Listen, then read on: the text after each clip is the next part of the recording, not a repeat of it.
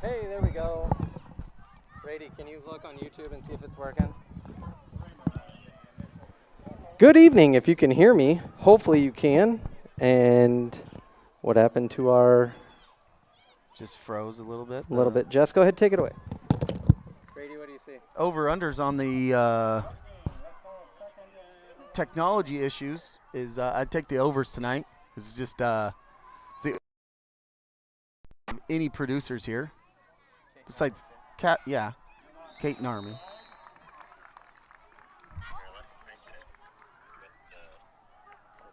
Jess, keep talking. All right. Keep talking. What's that? So that was Audio's good. that was Irwin on the carry. Got back to the line of scrimmage. We're Falcons sitting here.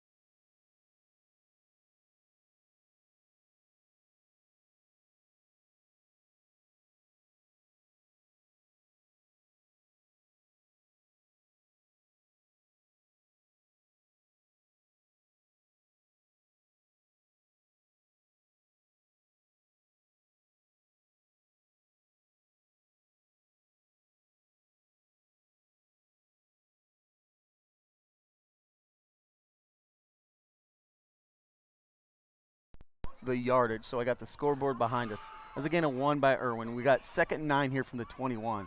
Do the Falcons. And we're working on these sound issues and all that stuff. So bear with us. We're figuring it out. Again, Brady and Kellen, it's about a 2-hour drive up here. So Brady and Kellen, much deserved night off. They offered to come up. We said, no, it's all right. Don't worry about it. We have Kate and Army helping us out tonight on the tablet, which is your score bug.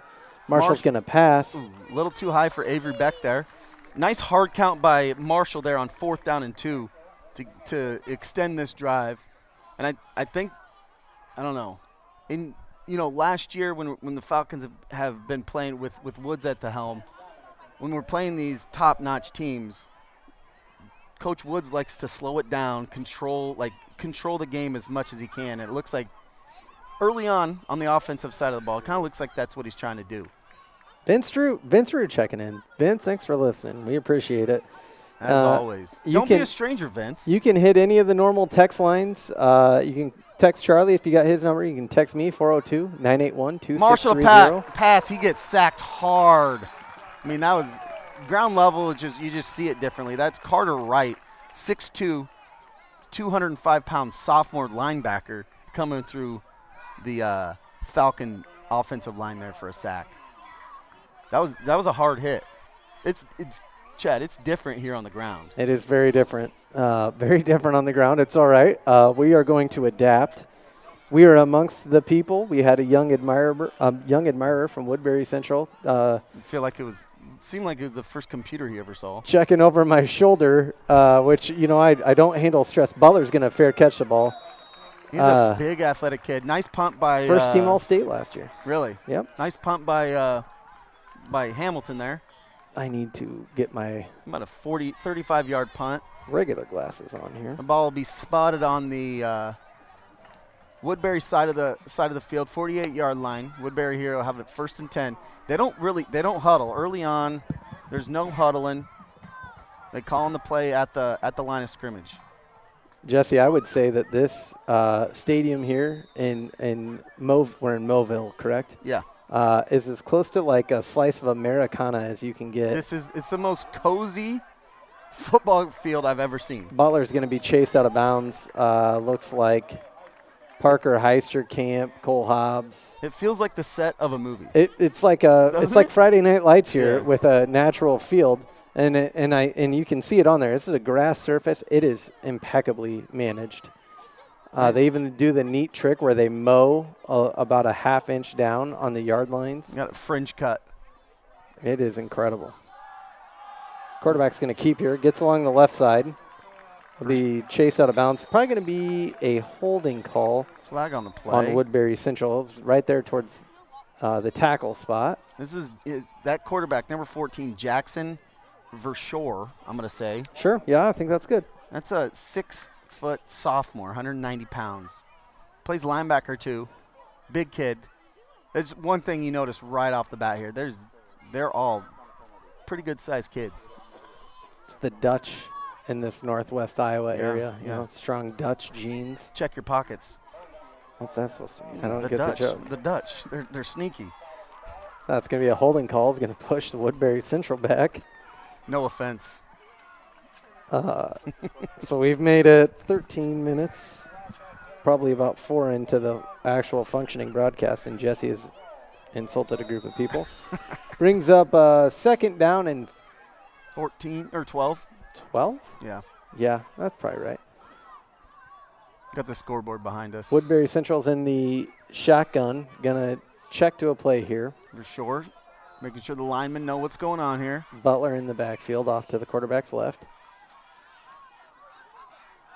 Oh, he's pressure right up the middle. Beck kind of slips down. For sure swings it out to the left. He's going to pick up. Looks like he's going to get back to the gain of 2. Yeah. My maybe eyes 3. are just on maybe that. 3. Yeah, I'm looking at the judge. official. He's either on the original line of scrimmage or maybe a yard in front of it. Yeah, it looks like it's going to be 3rd and 11 here. 3rd and 11. 11 on the 49. This might be some of our best camera angles in the history of StAlbertSportsFan.com. When it could be some of the sloppiest announcing that we've ever done either. Hey. For sure, takes the pass. He's going to drop back. He's looking. Goes deep. Little bit of contact. Good coverage there by Heisterkamp. No flag on the play. Ball was intended, I believe, for Carson Coulter, a 5'10", 150-pound wide receiver, just a junior. What was I going to say? Oh, we just early on, and we see it every week with Heisterkamp, and a lot of these guys that don't come off the field, they need to get that Titan GPS on Heisterkamp. I want to see how, and just a handful of these guys that play in the skill positions on both sides of the ball. Let's see how much they're running on a night like this. This is number 15, Jaden Lloyd on the punt. He was the Heisterkamp's going to fair catch that. Jaden Lloyd, the punter there, was the recipient of that halfback toss, that first or second play of the game. I missed all that. Yeah. I'm not going to lie. Chad was under the table plugging stuff in. Unplugging stuff, plugging stuff in. That's going to bring up 1st and 10 for St. Albert on the 22-yard line. It's about a 30-yard punt there. We are very well aware that the angle is different than normal. We're making lemonade with lemons here. We are in the south end zone. The press box here looks very nice. Only has 3 spots. So nothing for the visiting team's streaming team. This is kind of, if anybody's been out to, what's that, the baseball stadium where the Marshall, he's going to get it out on a quick Oh, he's slammed pass. down. That was tough. Is that Heisterkamp? That is Joey Mazzella, I believe. Sorry, Avery Beck. Avery Beck. No, Beck gets 5 there. It'll be 2nd and 5. That looked like it was Heisterkamp. Got slammed down there. Call Chad. it 4. 2nd and 4 from the 26. 7-yard line. Chad, Warner Park. That's what I was trying to say. This This reminds reminds me you of a what? football version of Warner Park. It's just small, compact, not a bad seat in the house. This is just small town Iowa to me. Yeah. It's a beautiful night. You've been to Warner Park, right? No. No, you haven't? No. Oh, 75 my gosh. degrees here in beautiful Mobile, Iowa. Great drive. Sun was setting. Fields are being harvested. Marshall's going to keep the ball, take it towards the left side of the field. You're going to pick up about, looks like 1 or 2 there. Bring up a Third and one. Third and 1 from the 30-yard line. So the Falcons need a yard here. Can they gut this out? You know, we've seen them go QB sneak pretty regularly when they have short time and distance. And, you know, one of the things I think is probably best for the Falcons in this scenario is they are working that clock. And the more you can keep the ball out of Vorschel and Zach Butler's hands, the more success you're going to have. This is Irwin on the carry up the right side. I believe he got it there. That side judge is not moving. He just really didn't move, did he? No. That is a first down. The gentleman on our left, Jess, which would be the right of the viewer, the official over there, the side judge, is doing a really nice job. He's moving with the ball. You may have to direct your gaze in his direction. 1st and 10 Falcons from the 32-yard line. 2:27 to go here in the first. They got the play clocks over there. Yeah. Yeah, this is awesome. What did Oh, look, got a water tower over there too. this is Little Giants, Chad? Little Giants. A nice version of Little Giants, right? Don't they play on dirt in Little Giants? No, the nice field. Oh, like at the end of the movie? Yeah, Kevin O'Shea, the O'Shea brothers. Yeah.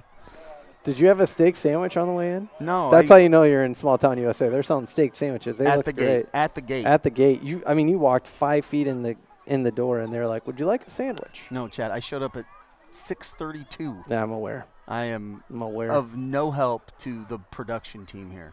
Trainer is up 10-0. Thanks to Jason Smith for tuning in. I will jump into some scores as the game goes on. Admittedly, driving up here and all that jazz, I did not have time to get all my usual scoreboards and stuff picked up. So we got 2nd and 10 here. Coach Wood's going to call his first time out of the half. Oh, it's a good time to go over some scores. There you go. Cell service, pretty decent up here. Hopefully the stream looks good. We're running off a Wi-Fi hotspot. They do not have Wi-Fi availability to us here, which is A-OK. Trainer up on AHST 10-0. That's a pretty surprising score. No score between Logan and Tri-Center in the first. Harlan and Creston tied at 7. And the game that I've probably got my eye on the most, non-district tonight, ACGC and Riverside. That's tied at 7 in the first quarter. That's if Riverside wins that, they may put themselves in the driver's seat in Class 1A. So I'll pull up a couple other places I can get some scores.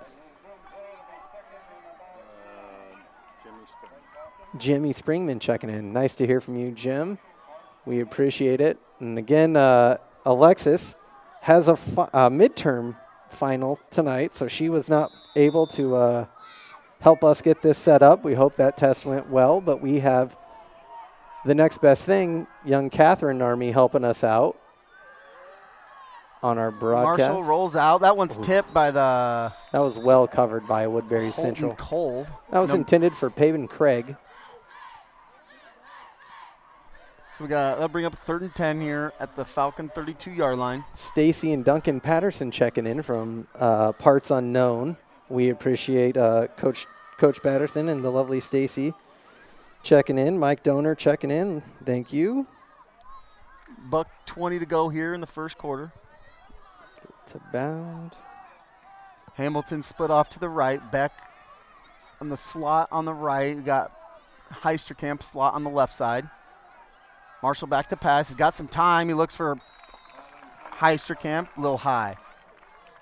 That'll bring up 4th and 10. Hamilton will come out to punt. Snap's going to be Patrick McGill, the freshman, has really come on strong. He's shown a lot of progress. Good on you, Mr. McGill, working on your craft. Westwood up on West Monona in district play, 6-0 right now. Kingsley Pearson's playing HMS, no score reported. And Tri-Center and Logan also in district play. Butler back to return.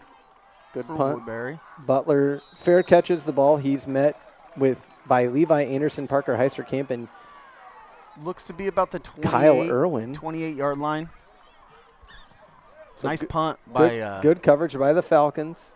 nice high punt by Hamilton. That the hang time on his punts is something that I don't know if you guys talk about it a lot on the other broadcasts, but I mean there's almost no return yards this year. 39 punt from Hamilton, huge. And it's that plays a huge role in field position play and the field position game. And that was something that really hurt the Falcons last year. And the freshman Hamilton has just been clutch. For sure, so and Butler far in the this year. backfield. Butler gets the handoff right up the middle, lowers his shoulder, runs over a Falcon, spins. He's running down the left side. I don't know if they're going to catch him. It doesn't look like it.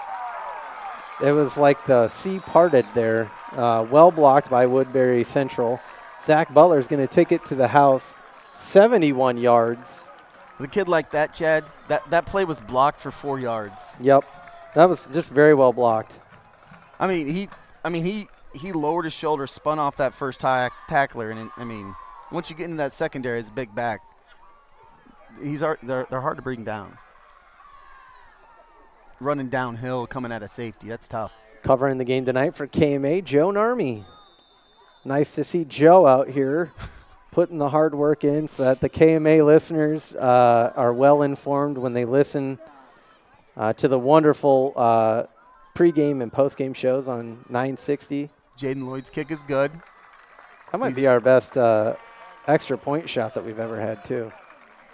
We got to give credit to Charlie running the camera. Running the camera, very kind. It's not his first rodeo.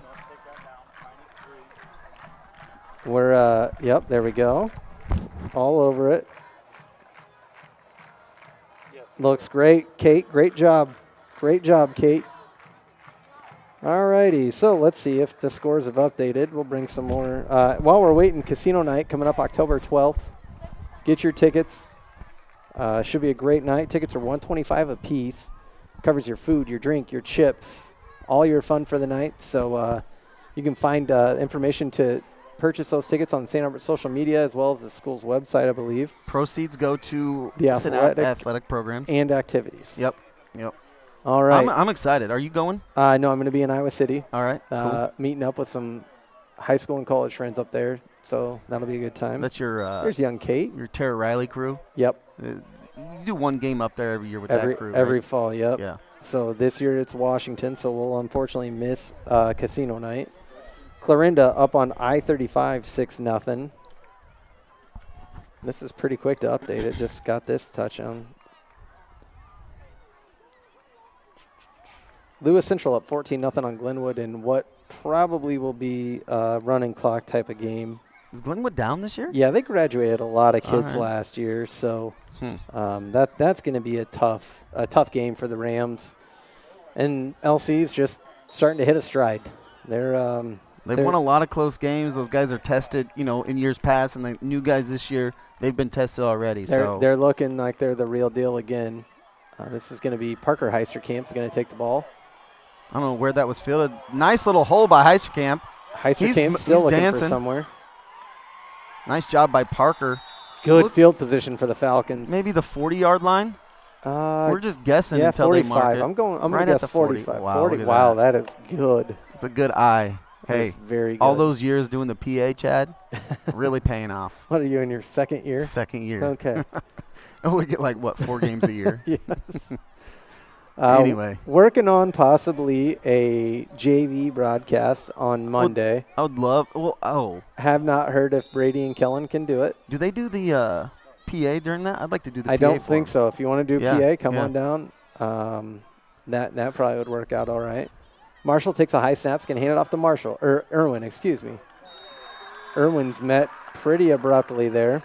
And these guys are playing through the echo of the whistle, but that's what tough teams do. You come into their house, they got to let you know where you're at. So Woodbury Central came into this year as the prohibitive favorite in our district.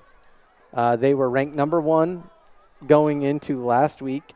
They lost. Last year they made it to I think that they were in the Dome. I can't remember if it was semifinals or what it was. Okay. Finalists. So they fell short in the finals. This is a dang good football team. Is this are they like perennial? Has this been going on for a few years, or is just a couple good classes? No, I think they're generally pretty good. That ball is going to fall incomplete, intended for Paben Craig. Woodbury Central is the Wildcats. Had that question asked. They are the Wildcats. Thank you for asking. That's also what the production team calls me when I'm on a broadcast. Chris Hughes and Kane Hughes. They both on? Both listening? Checking in. I bet Kane is talking Chris's ear off in there. Thanks for tuning in. Chris, I hope you can get a word in. Falcons here, 3rd and 10. We have a commitment from Kellen Underwood to be there on Monday to do the JV game. So I will coordinate with you fellas how to get the gear to you. Thanks for doing the JV game. Play clock ticking down, 4 seconds to go. Marshall's going to take the snap in the shotgun. Looks, finds Heisterkamp. Heisterkamp's met pretty quickly by Sam Monk, a senior defensive back. That's going to be a gain. Looks like he's going to gain about 7 or 8 there, Chad. That'll set up, Coach Woods will have a decision here. The first play of the second quarter. Yep. 4th and short.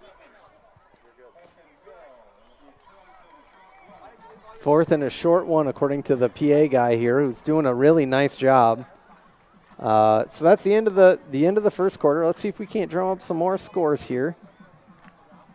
Pretty good crowd out of the Falcons. An interesting bleacher setup. Yeah, I was gonna say the one thing I don't love about the setup here is, I mean, there's 4 different sections of visiting crowd bleachers. It's almost like they built it during COVID. No laughs there? Nope. Oh, darn it. COVID is no joking matter to me. ACGC and Riverside tied at 7 in the second quarter. So Galen Catholic? Yeah, they beat them last week. Are they a 1A in school? Lamar's? No, I believe they're Class A as well. So Woodbury Central was ranked number 1. In some polls, they fell to 7. In some other ones, which I think is a bit of an overreaction, they fell out of the polls. This is a good football team. I would argue they're probably going to be contending, in the second week of the playoffs again, if not further. Trison are up on Logan 15-0, and that may turn into a running clock type of game as well. Well, with a school like this, when you lose that one game, you drop them out of the top 10. I think that's a little bit of an overreaction. I think it's a mistake. Yeah. These guys come in with a chip on their shoulder, Marshall goes for a quarterback sneak. Sure looks like he got it to me, but once again, we are a bit of a disadvantage.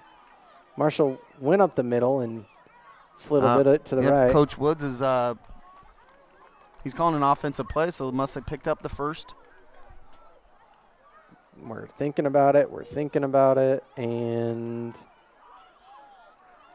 are we going to measure, or what's going to happen? First down signaled by the white hat. Okay, first down by the white hat.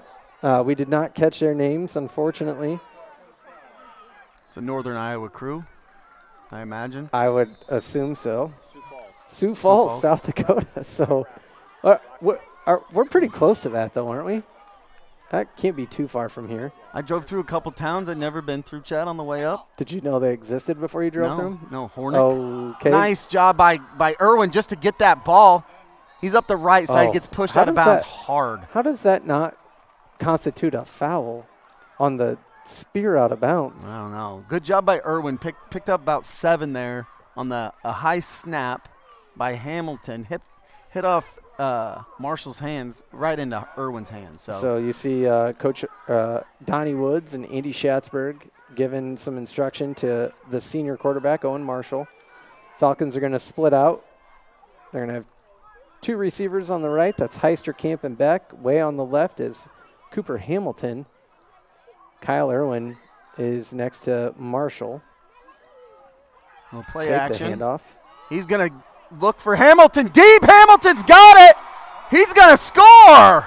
Oh, that is a great play call. Cooper Hamilton. Good play call. Freshman. Great throw, great catch, and good finish.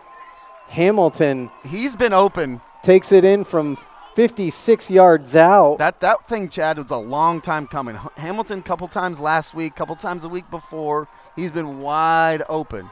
And I love that Coach Woods puts that confidence in Hamilton to be the target for that ball. That's awesome.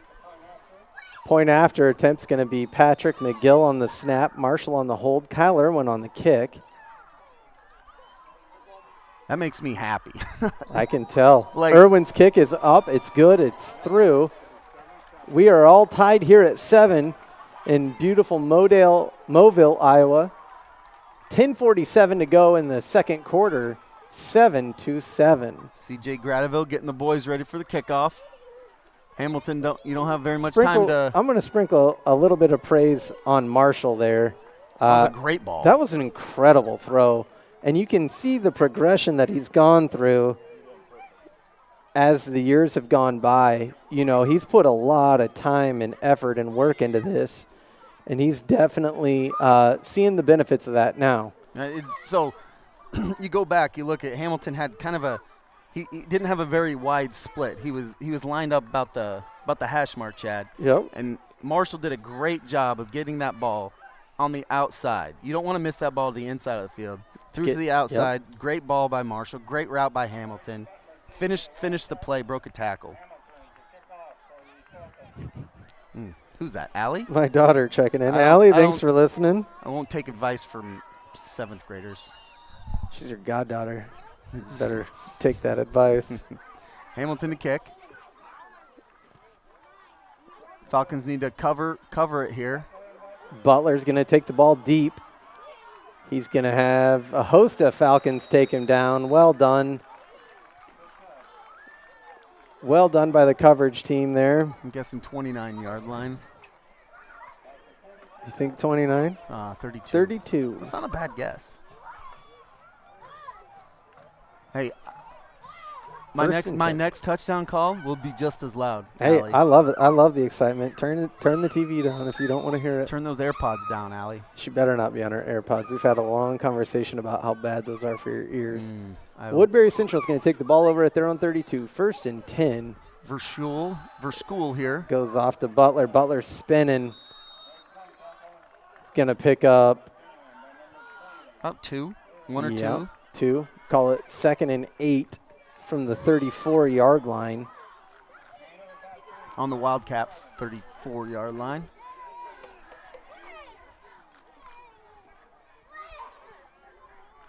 Here on the left side of your screen, you've got Levi Anderson, Joey Mazzella, and Parker Heisterkamp in coverage.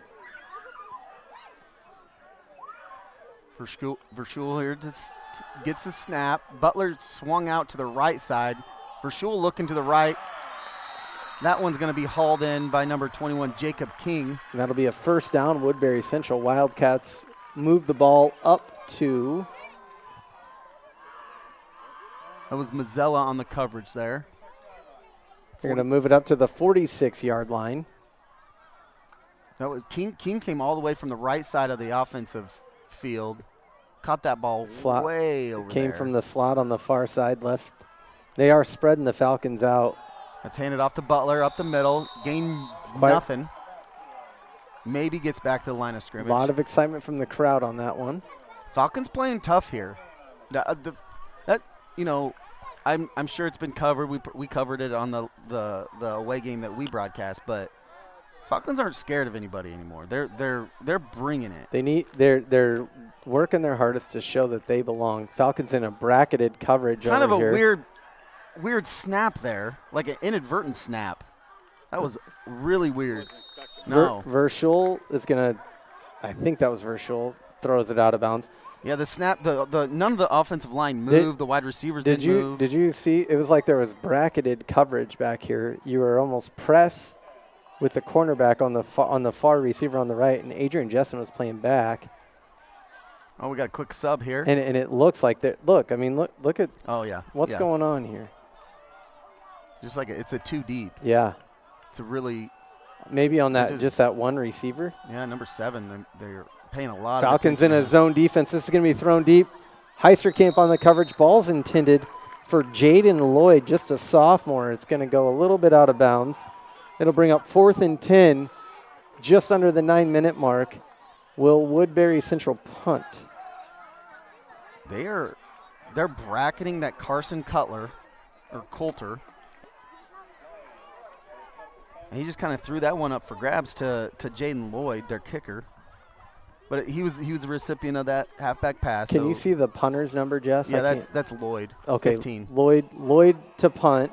Heisterkamp in your living room to return it. That's going to go out of bounds at about the 22, 21-yard line. Falcons will have 1st and 10. The clock did not start there. They don't have Paul Cox on the clock. That's why. So still 8:59 to go. Falcons take over the ball. 1st and 10 on the 20-yard line. Game's all tied at 7. Again, thanks for tuning in. We know it was a bit of a rough start. We got it figured out. So if you want to check in, 402-981-2630. You can text the normal St. Albert Sports Fan text line if you'd like to do that as well. Would like to say good evening to the Mad Statter, Matt Madsen, checking in. Yeah, you want to Went to the Creighton volleyball game. They swept tonight, and he's got an early morning of volleyball tomorrow. So thanks for tuning in, Matt. Irwin, well blocked by the Falcons. He gets around that corner, picks up about 7 there, it looks like. Pushed out of bounds by Jaden Lloyd. It's a great job of blocking by, I believe it was Jack Burt, Jaden Beckman, and Sawyer Sheffield as they swept around there. I think Sheffield might have pulled on that one. Looked very good. Well blocked play.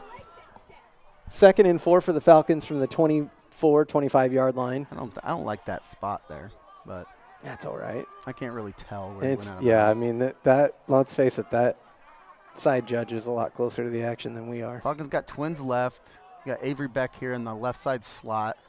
Hamilton split out to the right. That's going to be a run to the left side. Irwin finds a little hole. He's sneaky there, slippery. Very shifty running from Irwin. Picks up about half of what we needed there. It'll be 3rd and 2 for the Falcons. From the 27-yard line. Clock is ticking as we jump under the 8-minute mark.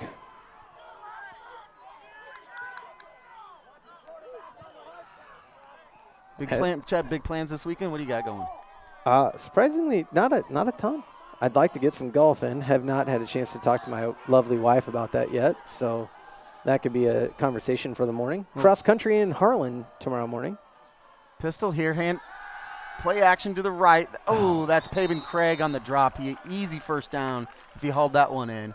That'll bring up a 4th and 2 for the Falcons. It's all right. His teammates bringing him up. Picking him up. I love to see that from their upperclassmen leadership. Great play fake. Everybody bought the rush to the left. I thought it was a run too. 100%. Good pass. Well, Paben Craig can execute that the next time they roll that. I'm picking up a little echo on you. Yeah, I got a little bit of echo on me too. All right. I'm afraid to touch anything. Hamilton set to punt. Butler deep to return. Hamilton's going to punt from about the 15-yard line. Nice spiral punt. Right in the middle of the field. Fair catch called. He's not giving them a chance to return with that hang time. So the Wildcats take the ball over. 7:28 here to go in the second. Great, again. We'll get you the yard line here. 33. We're going to talk about this all night. Great venue, Chad. Love it. I mean. Really enjoy this setting. You've got homes. It kind of reminds me a little bit of the Underwood Middle School. You got homes directly to the outside of the field. You got the school on the other side. Yeah. Just beautifully built into a neighborhood. There's about 10 houses around here. You could throw a lawn chair up on the top of the roof and watch the game. Wildcats going to rush to the right side of your screen. As a quarterback. Oh, he fumbled that. All right. Fell on it. Backs it. Jackson Verschuel. How are we going to say that? Verschuel. I like Verschuel. Let's go Verschuel. There's no L, though. It's Verschure. 2nd and 11 Wildcats from the 32-yard line. Verschure in the shotgun. Hobbs looking like he's going to blitz. He backs off. Verschure back to pass. He throws one up that's for Jaden. That's intended for Jaden Lloyd. He picks that up. Coverage there by Heisterkamp. He comes up a little gimping. He's tough. He'll walk it off. Big gain for the Wildcats. That's a gain of 20. It'll be 1st and 10 Wildcats as we cross the 7-minute mark. Clock will stop at 6:44 due to Lloyd going out of bounds. Now the clock starts back up. 1st and 10, Woodbury Central. Woodbury's got twins off to the left. Jaden Lloyd split off to the right. He's going to run a little out. They're liking it. That one's going to hit the ground. Coverage there by Heisterkamp. Brings up a 2nd and 10. They're just playing a little game over there with Heisterkamp and Lloyd. They like Lloyd. Yeah. Lloyd is one of their leading receivers on the year. And again, I'm afraid to touch anything, so I don't know if I can pull up the statistics or not. But Sam Monk is actually leading the team in is receiving he? yards. All right, look at that. Jesse with the stats. Tri-Center are up 15-0 at the end of the first. Westwood up 13-0 on West Winona. No score from Kingsley Pearson. Marshall and Verschoor have very similar numbers coming into the game. If you look at the team statistics, they're very, very close in terms of yardage and touchdowns. Yeah. It's going to be 3rd and, call it 8. 3rd and 8 from the 40-yard line. Falcons need to stiffen up the defense here. I think we might be in 4-down territory for I would think so. Formerly ranked #1 team in the state. I'm going to go with the 7th-ranked Woodbury Central Wildcats. No similar opponents yet between the Falcons. For sure. It's going to drop back. He's looking towards his right. He's flushed out of the pocket. He's going to throw that one away. That'll bring up a 4th and 8. Maybe they pick up a couple yards. We might be seeing a 4th down attempt, but let's see if they try to pin the Falcons down deep in their own territory. I have territory. to say, Verschoor's just a sophomore. That's a very intelligent play. I mean, he did the same thing sophomore. on that inadvertent snap. I mean, he did a great job of just, living for the next play. That's what very you always intelligent.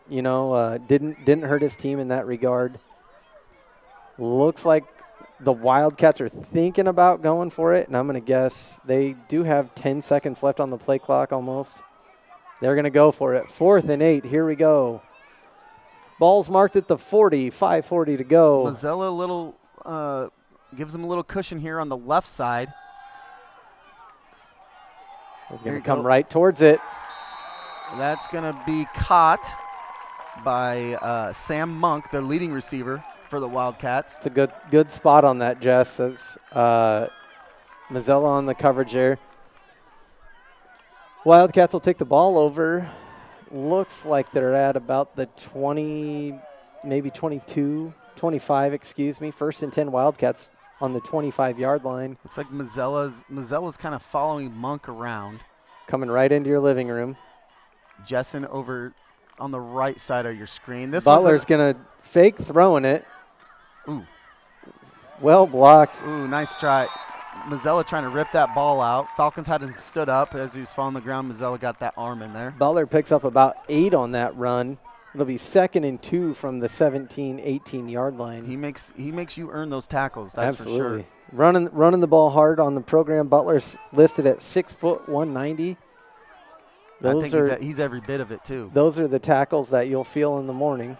And that play, the halfback pass early on in the game, probably gained him a couple yards there just for the hesitation or just the threat of that pass. Hobbs in the A gap. He's going to push. Butler to the outside. Or Verschoor, excuse me. It's going to be dang close to a 1st down. Stood up by Anderson, brought down by looked like Irwin. Combination of Irwin and that'll be 1st down Wildcats. Irwin ball on and the 16. Shadden.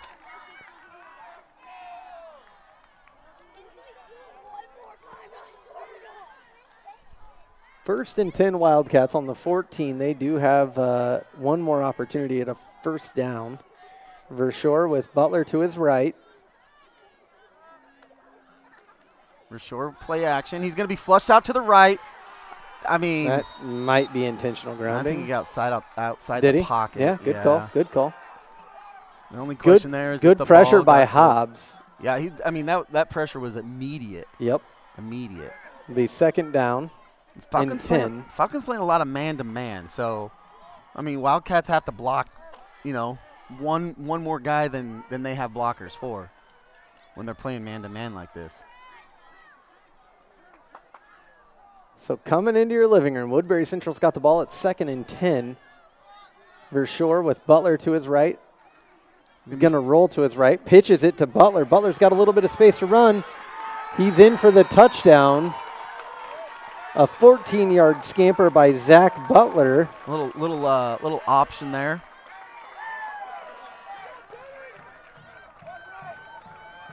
And then this kick is literally coming in. It may hit a car. I don't know what's going to happen here. We're right in with the people here. People. Just mixing it up, having a great evening. This is going to be Jaden Lloyd on the attempt. Point after attempt. Snaps good, holds good. Kick is barely good. Right to Jesse. That was just snuck over the crossbar. 14-7.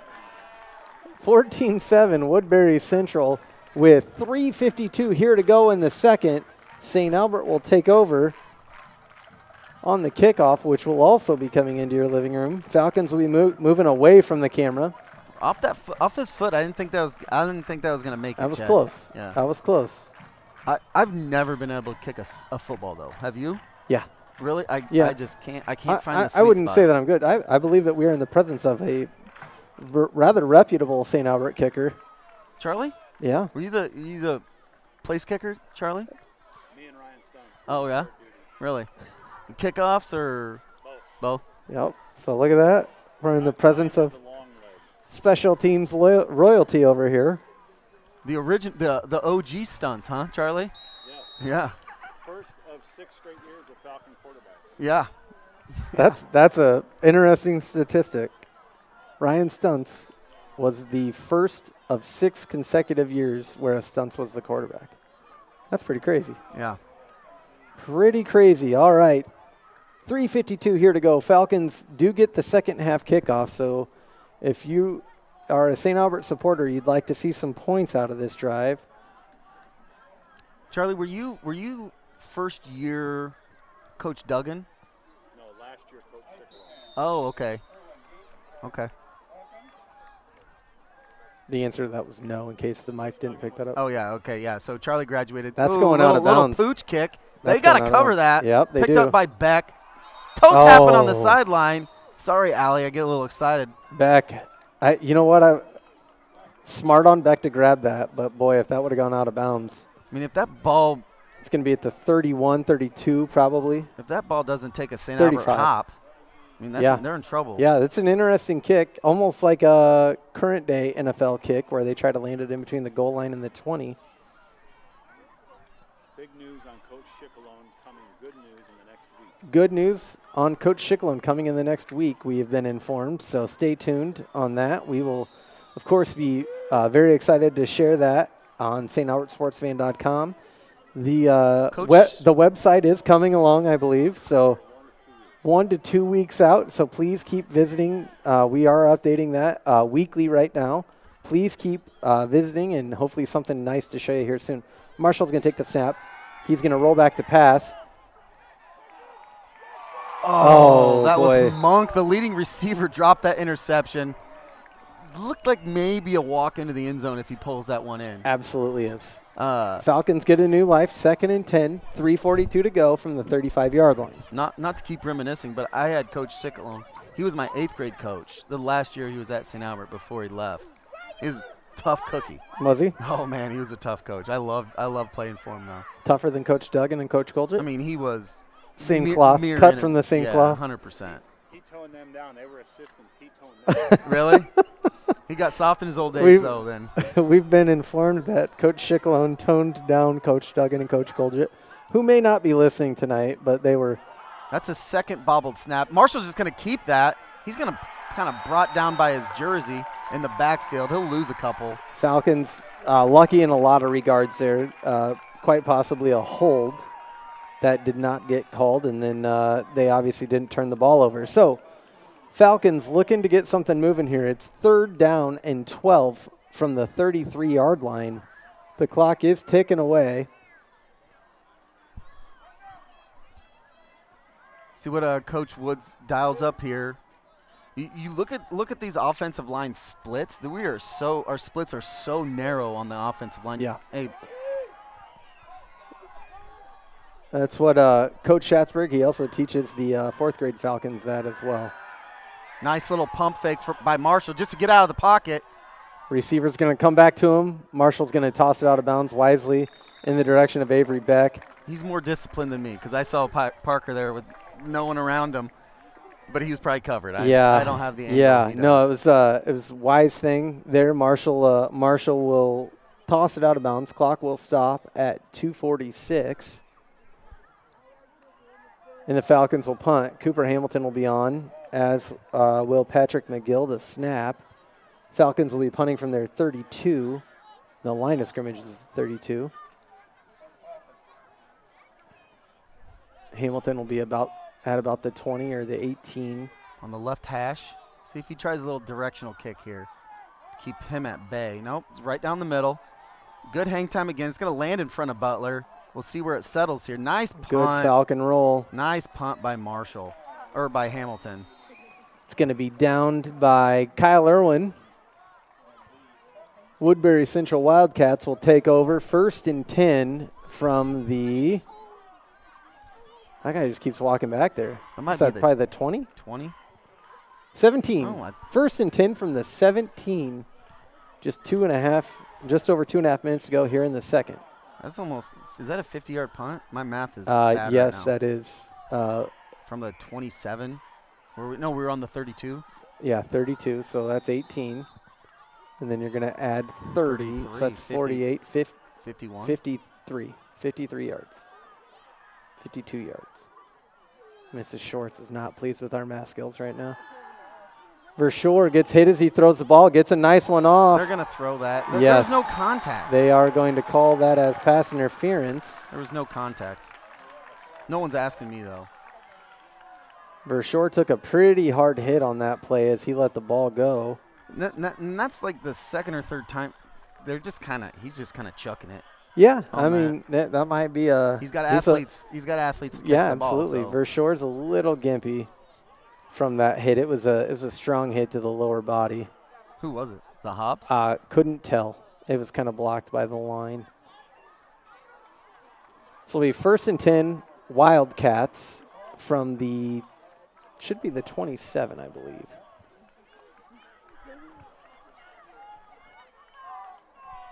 .32, 15-yard penalty. All right, we learned something there. Falcons need to keep the Wildcats out of the end zone here. Just 2:41 to go in the half. Falcons will absolutely take being down 7 at half if they can hold here. Jacob King, 21 for the Wildcats. He's a tall kid, 6'3", lined up on the inside slot on your right side of your screen, left side of the offense. Verschoor back to pass. He's got Lloyd running right up the seam. He's too long on the throw. Coverage there by Irwin. Nice little. Lloyd's got some speed. Yeah. He was definitely out in front on that, and that was a house call if it was able to connect. Yeah. He had him. He beat him on the inside right away. Got the inside leverage there. But I'll be bringing you some scores here at halftime. Then I'm going to hand it over to Jesse so I can go to the restroom. Hey, that's dangerous. Trust me, I'm not excited about it, but I really have to go to the bathroom. Verschoor with Marshall to his left. He hands off to Butler. Little inside handoff there. He's going to be brought down right at maybe behind the line of scrimmage there. Bring up a third and down. long. Yep, third and call it 8. I don't even know if he got back to the line of scrimmage. No, they didn't really move. It might be 9. 3rd and long. 3rd and 9 from the 33-yard line. Falcons are going to want to keep Woodbury Central at bay here. We'll see what Verschoor has dialed up. So we learned a little something on the last possession. They're on this side. They're on the Falcon side of the field. About the 38 went forward on 4th and long. Timeout Falcons. That'll be Coach Wood's second of the half. 1 remaining. So yeah, I think they're pretty aggressive here at home. I need to quit saying. Woodbury Central does have 3 timeouts left. I don't know why we're looking at the scoreboard. It doesn't say how many timeouts either team has. I think we're just conditioned to look at like But electronic stuff. You know what? Young Catherine Narmy has it covered on the score bug. The water boy. Yeah, there's the water boy out there. Look at him go. That's where's Max at? Max Mesher. Max is in the mix. He's in the mix out there. Kellen's on the outside getting the big guys their drinks. Max on the inside getting the skill guys. This is where Kellen learned how to count to 6. Do I have 6 water bottles or not? He's doing a great job. Reset. I love how Coach Woods, incorporated some kids that hadn't done it before. That's awesome to see. I'm sure they're loving it. How's Kellen like it? He talks about it more than he talks about anything else. That's awesome. Which is quite exciting. 3rd and 9, Woodbury Central from the 33-yard line. You got trips out to the left side of the offense, right side of your screen. Single wide receiver to the right. That's Jaden Lloyd, who they've been targeting. I think they just want to get him all by himself. So Heisterkamp's on him.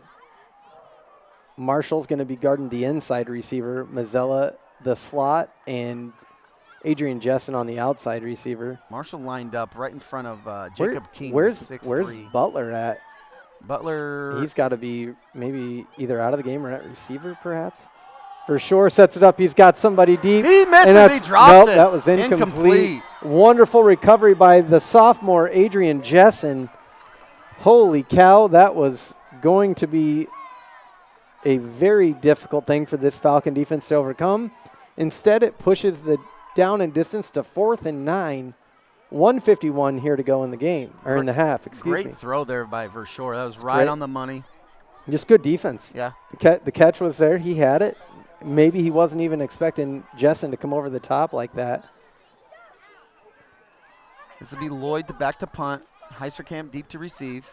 Falcon's going to go for it. Just miss it. That was Levi Anderson. It's like a knuckle punt. Heisterkamp gets it, takes it up the right side. Not a ton of room to work with. He's pushed out of bounds. He's no get contact back. He's out of get bounds. Back to about the line to gain for the Wildcats. Which would have been the there. 43. Yeah. So probably the 43, 44. 1:45 to go in the half. 45, 1st and 10 Falcons. Nice return there. That was a knuckle punt. Those ones are tough to punts in Tough general. They're hard. Are hard to catch, especially when they knuckle like that. Yep. It's like what do they call the pitch in the majors where it just moves? Not the knuckle ball. but the other one. It's like the Japanese ball. I don't know. I just assume that was the knuckleball because the knuckleball hardly moves. Well, there's one that's like different too. There's laterally. Yeah. Anyway. Falcons are going to come out. Looks like tight end. You got Craig over here.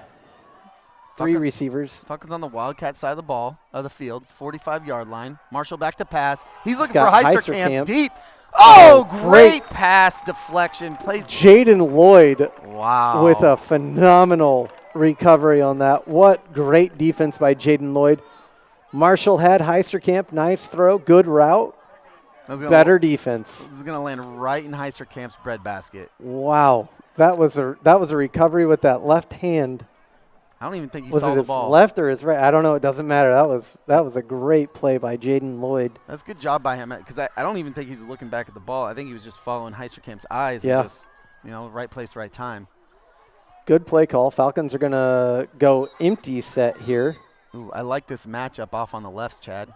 Oh, resetting the play clock. Oh, I thought that was 44. That's an interesting 25. There we go.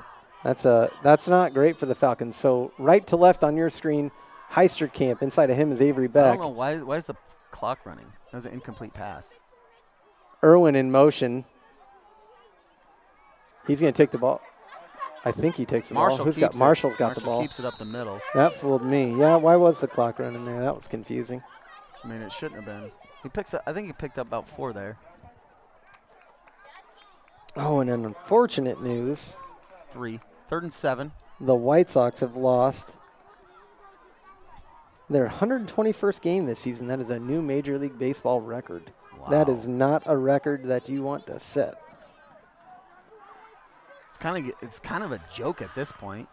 Got Hamilton split out wide on the left. Avery back on the slot on the left side. Heisterkamp split off to the right. Irwin set behind the quarterback. in the pistol position. Clock's still running. Hand it off to up the left side. That's Gang Parker tackled. Heisterkamp. He's No, dang that close. was Irwin. That Was it? Irwin. Yep, thank you. Did not get the first down. That's going to be timeout Falcons. Their last of the half as I mean, 7 additional seconds they on off the are clock. very liberal with that clock there. 30 seconds to go here in the half. I mean, what do you expect? I expect out of this, Jesse. You really can't sneak the ball. I suppose if you get the first down, the clock will stop. You could clock it, but you're gonna have to take some shots here. It's hard to tell what the down and distance is here. It's fourth and or the distance. He's saying 3 maybe. They're saying 3. They just updated Yeah, it. Yeah, it's 3. I don't dislike Marshall under quarterback or under center rushing the ball there. That has yielded some pretty good results Like year. sneaking this run Yeah, right here? sneak it. I mean, I know 2-3 yards is kind of extreme. However, that has worked. But you're also not playing against Chad, guys with the big line like this. Play action, roll them out, Paben Craig on the outside, little dump off, pick up the first down. I like that. Call your third I timeout. like that. They have no more timeouts. Oh, he just called it, didn't he? Yeah. Oh, this one's a little Quick short pass. little hitch. Outside. Nice job by Heisterkamp to catch the ball, turn the outside, get out of bounds. 25 That's exactly what you're taught. 25.1 to go. 1st and 10 Falcons. They're going to have the ball on the –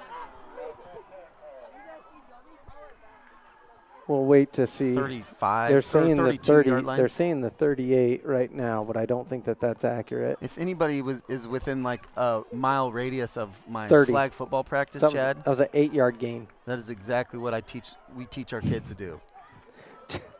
I don't want to talk about flag football with you because I can't do it without making fun of you. Oh, gosh. I love it. All right, Marshall Marshall back to pass. He's got time to throw here.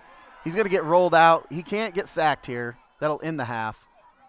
Ball's going to be thrown out of bounds. Clock stops at 16.4. 2nd and 10 Falcons. Nice job by Marshall. Just staying alive, keeping the half alive for the Falcons here. Falcons will get the ball at half. You know what good teams do, Chad? They score before the end of the half.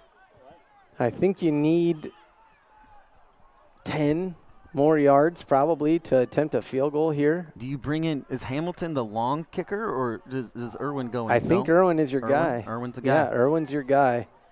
But right now you're looking at a 47-yard field goal. That's a pretty tough one. Tight splits in there. You got Hamilton split wide left. Marshall's looking to the right. He's going to hit Irwin. Oh, Irwin drops it. Probably a good thing. Clock will stop at 12.6. Falcons have 3rd and 10 from the 30-yard line.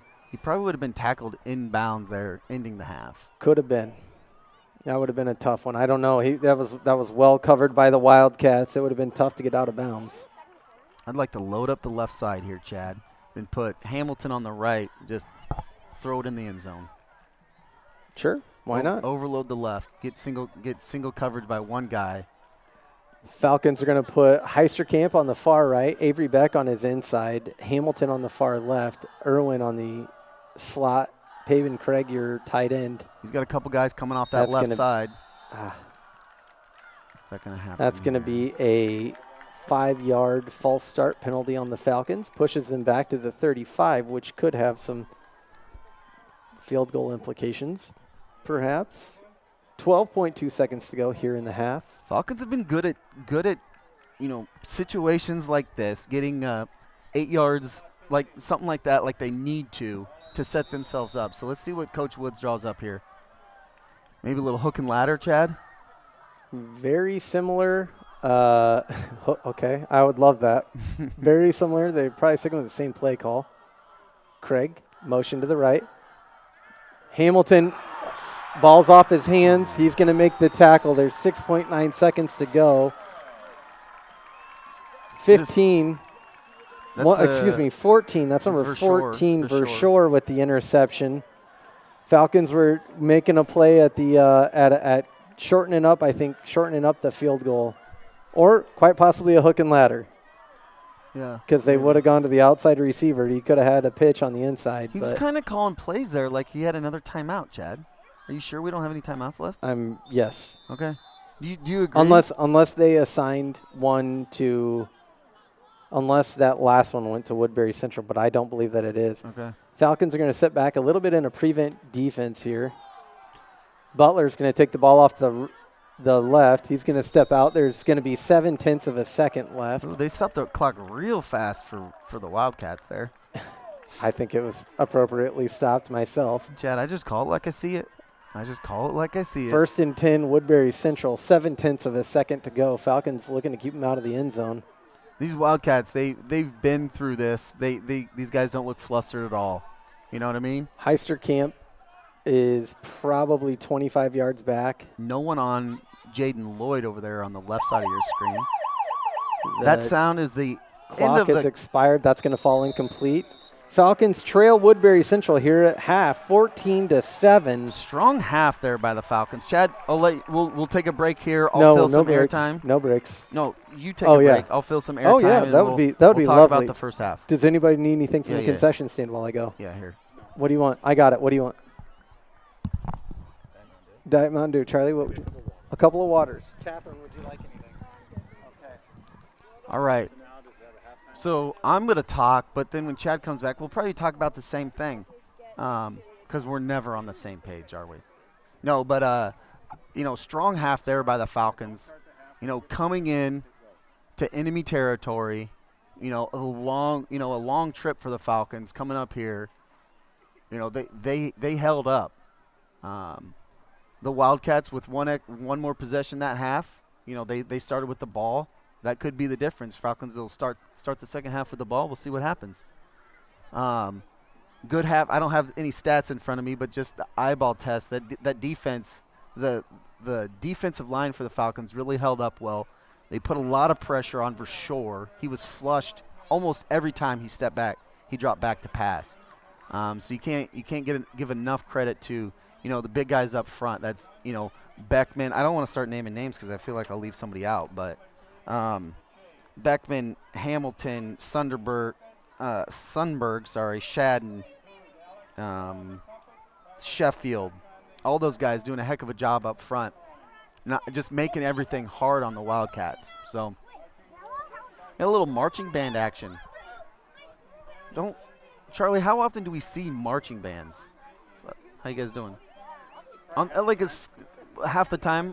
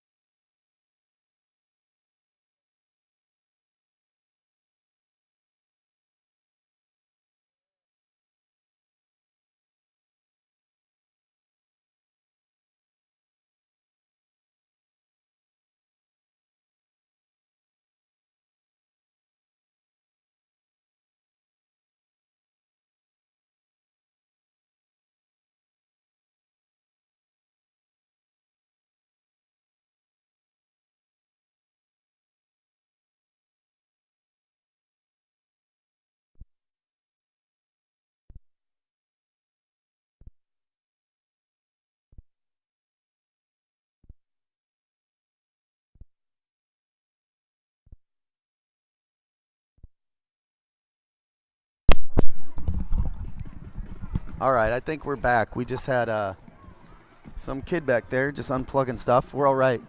Anyway, I was talking about the marching band. I feel like that's a bigger school kind of thing, but Charlie's giving me about half the time we're seeing it. Oh yeah. We've been seeing that with the home games too. Some of the Falcon football players will come and join the band at halftime, play some stuff. But it's cool to see. We don't see this at this size of football very often.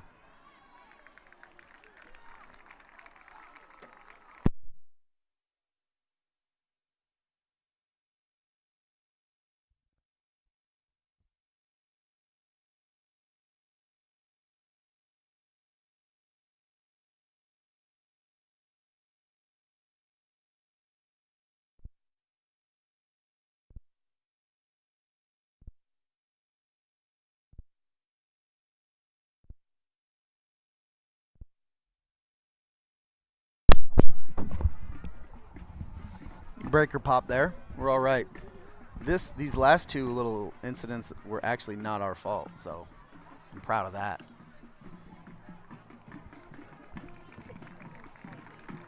So as we're watching the band here, Falcons getting some coaching up there on the north end zone. You know, leading the way for the Wildcats. You got Butler, Verschoor, that Jalen Loy's making a big impact on the offensive side. Their defensive line is holding up just as well as the Falcons' defensive line. Their linebackers are big. They're moving. They're making those tackles. But the Falcons' offensive line, they're blocking for Irwin. He's had a lot of room on the outside, up the middle. Not so much luck so far, but you know he's getting that edge. He's getting 5 yards of carry on the edge there. That's just a guess, just the eyeball test. But Falcons holding their own. Happy to see it.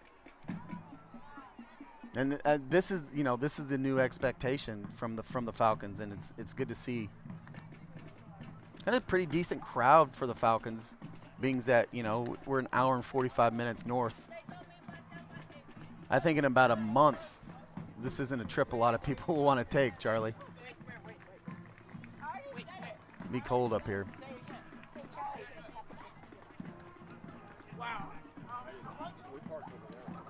Oh, Chad coming in clutch. Mellow yellow. It's Coke products only here at Woodbury Central. Yeah, it's on the ground over there. Here, I got it. What? It's on the ground. Got it. Kenley, come here. We'll get you on camera quick. Yeah, real quick. No, Real quick. no. Hey, you Kinley, Stand by, Kath. Hey, Stand by, Kath. don't ask her. Just Stand by, Kath. Kinley, just do it. Come on. Come on. What do I have to do? Don't give her her phone. And Just say hi. here's my daughter. Right next to Catherine. Oh, there it is. Is she adorable? Making the trip. Big thanks to the cheerleaders, keeping the crowd going over there. Always doing a great job, I'm sure. All right, so I heard we got unplugged. Yeah, a couple times. Just That was rude. he's just plugging and playing back there. It's Regardless, all right. we're back. And then we popped the breaker too. So if we cut out, we just got to go to GFCI over there, Chad. Are we back? Yeah, we're back. We're back. We're up and going. That's confirmed. I have not checked YouTube, but I hope so, because I don't know how to undo it. At any rate, thanks, Jess. Appreciate you holding the fort down. Back on. Power on. We think so. Yes, we're back. All right, good news. We're back. Okay, here we go. How about some scores? yeah. Did you do all right? Yeah, I you just do all right? I just kind of talked about how the Falcons' defensive line was really putting pressure on Verschoor. Every time he drops back, he's flushed. We're kind. For the most part, we're holding Butler at bay too. I mean, they had that big long run that I think that was blocked for 4 yards. Then he broke that tackle, got in the secondary, he was gone. Falcons playing great football.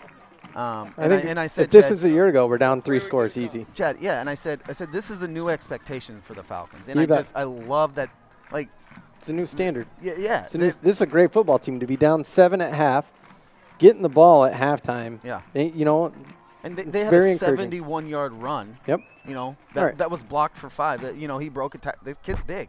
How about some scores? Yeah, let's hear it. Clarendon up 12-0 on I-35. Underwood up 14-7 on Shenandoah. Underwood was, I believe, like a 30-plus point favorite, according to our friend Brent Moore at bcmoore.org. Elsewhere, Red Oak vying for their first win, up 26-6 at half Who? over Mo Valley. Hold on, say that again. Red Oak is up on Mo Valley? Yes. Wow. I shouldn't act so surprised, but Mo Valley, are they down? Yeah, they're terrible. Terrible. At any rate, terrible. Arweva up 20-6 over Woodbine. Woodbine's got a pretty potent offense, so that's pretty interesting. That's at the half. ACGC and Riverside in an absolute slugfest. My favorite game of the week. 29-21. Riverside leads at the half. ACGC? Yes. Are they selling Casey's Pizza up there? I believe it is not Casey's Pizza. I believe it's like Papa Murphy's, perhaps. Not a big Papa Murphy's guy myself. 28-0 Lewis Central over Glenwood at the half. Trainer up at half over HST, 16-0. That's interesting to me. In district play, Tri-Center up over Logan, 29-0. In the Battle of Mills County, Fremont Mills leads the Fighting Dale Scott East Mills Wolverines 36-7. Shout out Coach Dale. Coach Dale.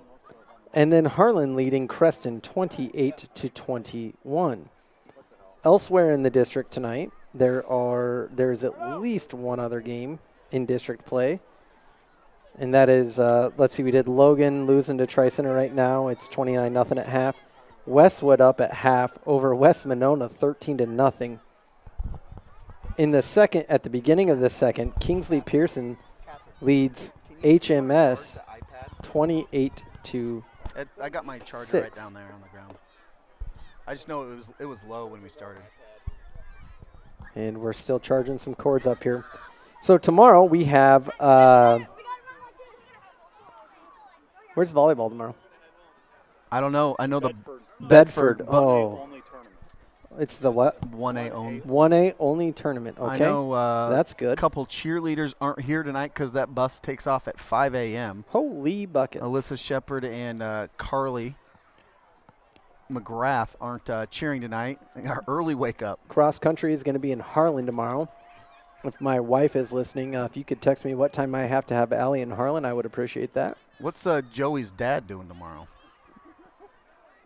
I think he's got something big going tomorrow. It's going to hit a big milestone birthday. Yeah.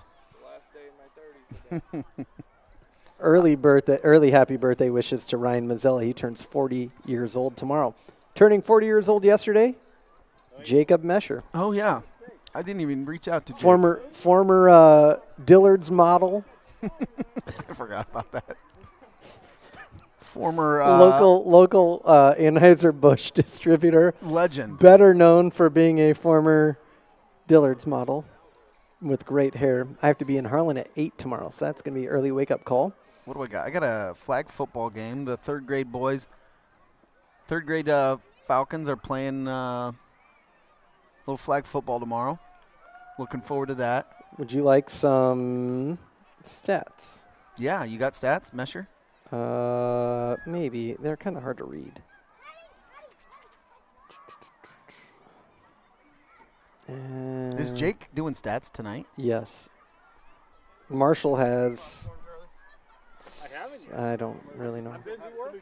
Free popcorn for fans earlier. Yeah, it's all gone. It's pretty good. I would recommend I it. think they said like the first 330 bags of popcorn are free tonight. I don't know lot of I don't know popcorn. why, but A lot of popcorn. it was a very specific number.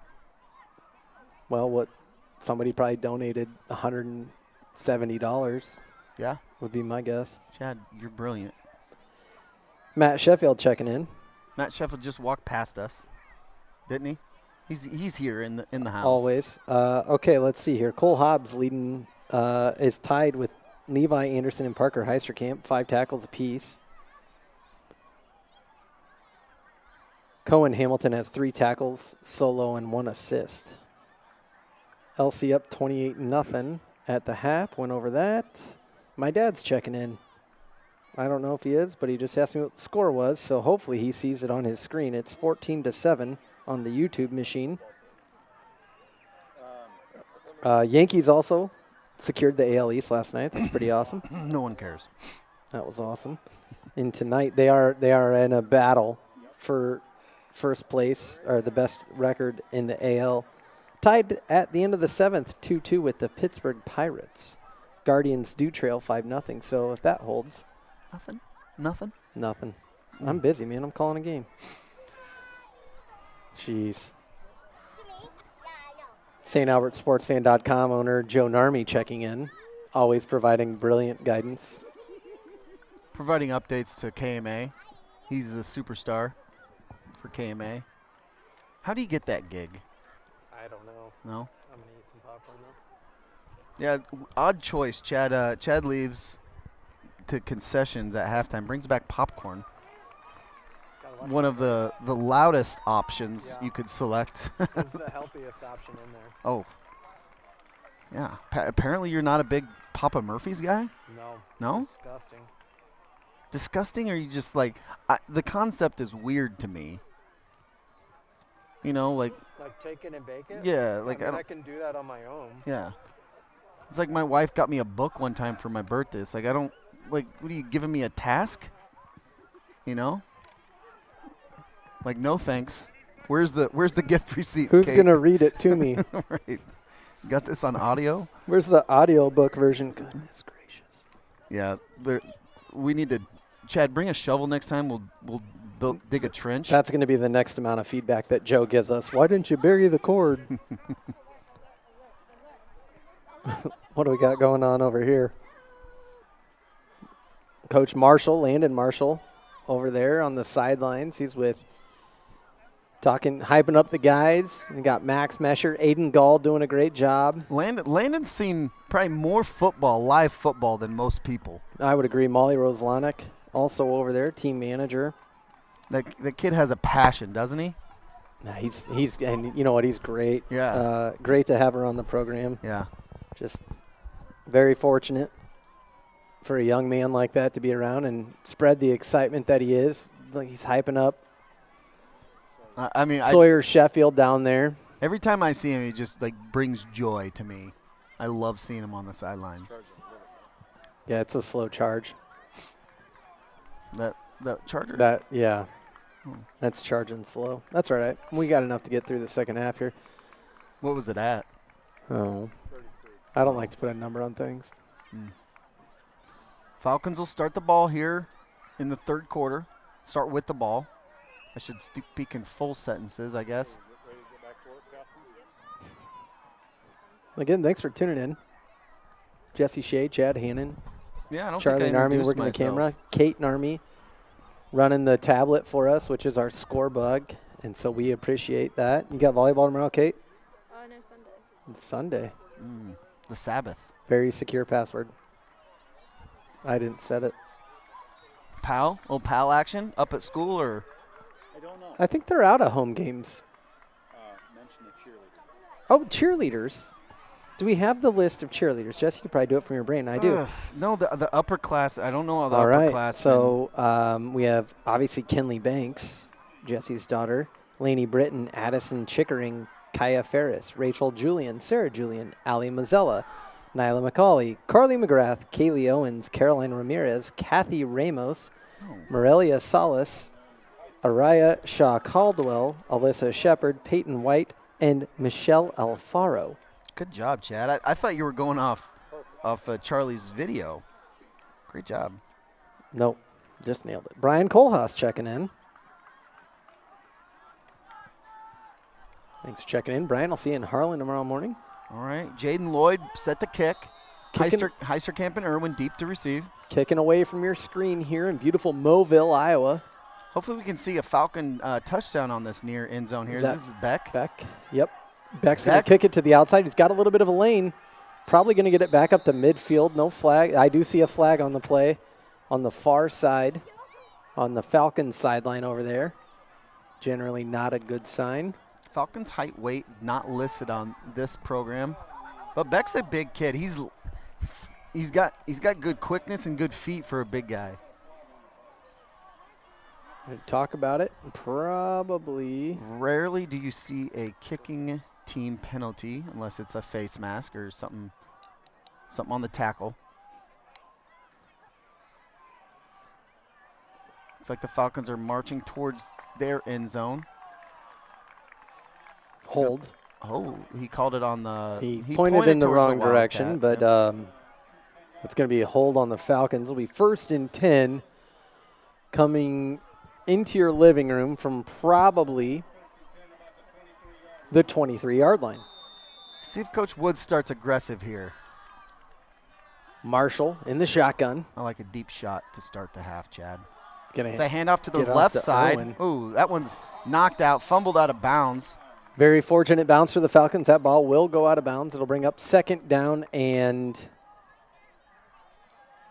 Is that going to be that? Is that in high school? Is that spotted where he fumbles it, or no? Gain of 5. Gain of 5. All 2nd and 5. Gosh dang! Different levels of football. football. Yeah. Like NFL, right? That's. Yeah. You Yeah, can't fumble forward.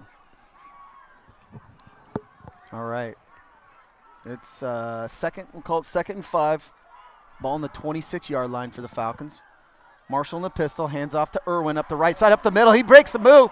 Makes a move. He's got some space there on the left side. He gets down to about the 40-yard line. Big gain from Kyle Irwin. My wife just walked by as I was calling. Gathering his breath a little bit there on the sideline. Falcons will huddle around him. That's 1997. Oh, look, that's young Coach Marshall helping him up. 1997 graduate Nick Finken jogging over to provide his services. Did he just land on the ball? I didn't see it. Yeah, it was a tough tackle out of bounds. Hopefully it's just a wind knocked out of him. He'll be back on the field shortly, hopefully. But, you know, give these other guys next man up. I like to see Jessen get some carries. They need to reset the play clock here. The play clock's down to 8. There it is. Yeah, 100%. You stop the clock for an injury in every level of football. Who's back there? Beck behind Marshall. Marshall in the pistol. Mazzella in the slot. Twins over on the left side. First and 10, Falcons from the 45. Snap's going to go over Marshall's head. He's going to land on it. It's going to equate to a loss of, again, the line judge doesn't move until after the play is over. That's the third high snap, but the first one that's really hurt the Falcons. That's going to be a loss of 10. It's going to be 2nd down and 20 from the 45-yard line. Nice job by Marshall, living for the next down, falling on that ball instead of trying to pick it up and make something happen. Very mature decision. Falcons live to fight another day. Clock's ticking away. Haven't seen any life from Irwin over there. We'll keep an eye on him over there. He is alive and well, just catching his breath. That's Beck up the middle. He breaks a couple tackles, takes a handful of Wildcats to bring him down. He's going to pick up decent yardage there, maybe 7. 7, yeah, I would say probably 3rd and 13. Yeah. 3rd and 13 from the 48-yard line, 47-yard line. Great job, Chad. It is 3rd and 13. Okay there. 40 from the 48-yard line. Falcons at midfield. Seeing what they can generate here. You've got Parker Heisterkamp on the left side of your screen. Cooper Hamilton, to your right, with Joey Mazzella in the slot. Avery Beck in at running back. Fake to Beck. He's got some Marshall. time back there. Marshall met with a host of Wildcat defenders, and he will be sacked. It'll bring up 4th down and likely 18. Good job by Marshall there. He's not forcing anything. It's still a lot of time, a lot of game left. He doesn't need to. We can't score 20 points in one play. Good job by Marshall, just taking the sack. We'll play a little defense here, pin him down. I'd like to see Hamilton put a little pressure on Butler here. Kick it back. Make Butler make a decision here. Whether to let it go. Oh, it's kicked short. He's going to actually get a return here. Got to get him up the right side. He's kind of sandwiched there. That's Beckman. Jaden Beckman all the way down. Good coverage. Wildcats take over 1st and 10 from the 34-yard line, probably 35-yard line. Beckman came out of nowhere. Butler's like kind of surprised over there. Looks like Finken doing a little work on Irwin. Who will replace him defensively would be my question. Looks like Falcons change up their defensive alignment a little bit here. Little swing pass out to Jacob King, the 6'3" wide receiver. He's wrapped up. Good tackle by Joey Mazzella. I like to see that fight in Joey down there. It's going to be a gain of 3, be 2nd and 7. I think the Falcons are frustrating these Wildcats right now. I don't know if the Wildcats were ready for this Falcon team, Chad. I doubt it. No, I really think you're totally onto something there. They're not. I mean, they're frustrated. You got Verschoor in the shotgun. Butler to his left. Trips out to the right. He's going to keep up the left side. Good blocking by the wide receiver out there. Fumble. That's going to go out of bounds. Falcons fall on it. I think it went out of bounds. Tough to tell. Yep, Woodbury Central's ball. Good fight out of the Falcons there. That was Jaden Beckman again in the mix. That's the third fumble. I think, is that the second or third fumble that the Wildcats have had? They have not been hurt by any of their fumbles yet. So Yeah. that was actually a fortuitous bounce for the Wildcats. For sure in the shotgun, Butler to his right, trips off to the right. Single man over to the left. He's thrown to. Push out of bounds. That's Carson Coulter and Coulter's. No, not relate. No related. No relation. That was Heisterkamp on the coverage there.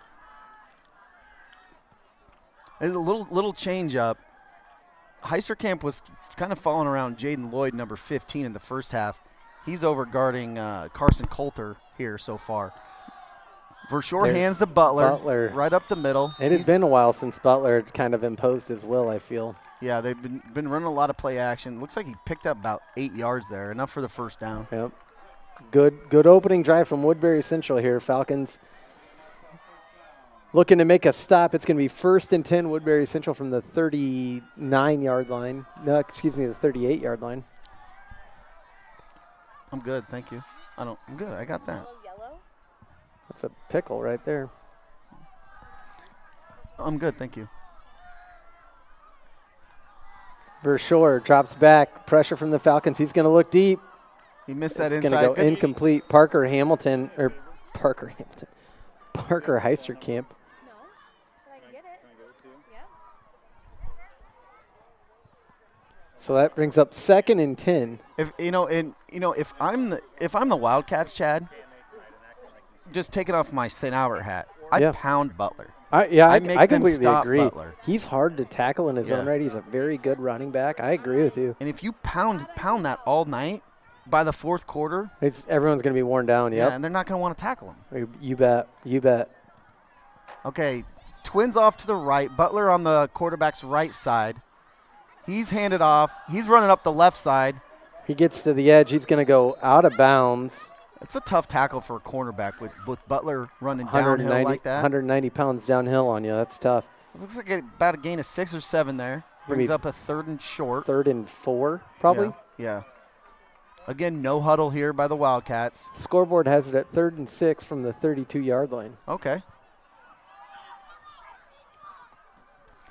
Got Twins out to the right. Vershaw in the shotgun. Butler to his left. Goes to Butler. Butler is going to go to the right. That's a hold right there. Nothing called. Nothing called. But Great the stop. tackle is made by Owen Marshall.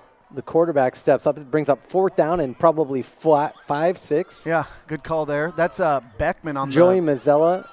Beckman on the defensive left side. I mean, I saw that shirt grab from here, Chad. All right, Vershaw in the shotgun. Butler to his left. Twins off to the left side. Ball's on the right hash here. Looking at the coach, getting the play call. I'd probably run this up the middle. I think they're going to target Monk here.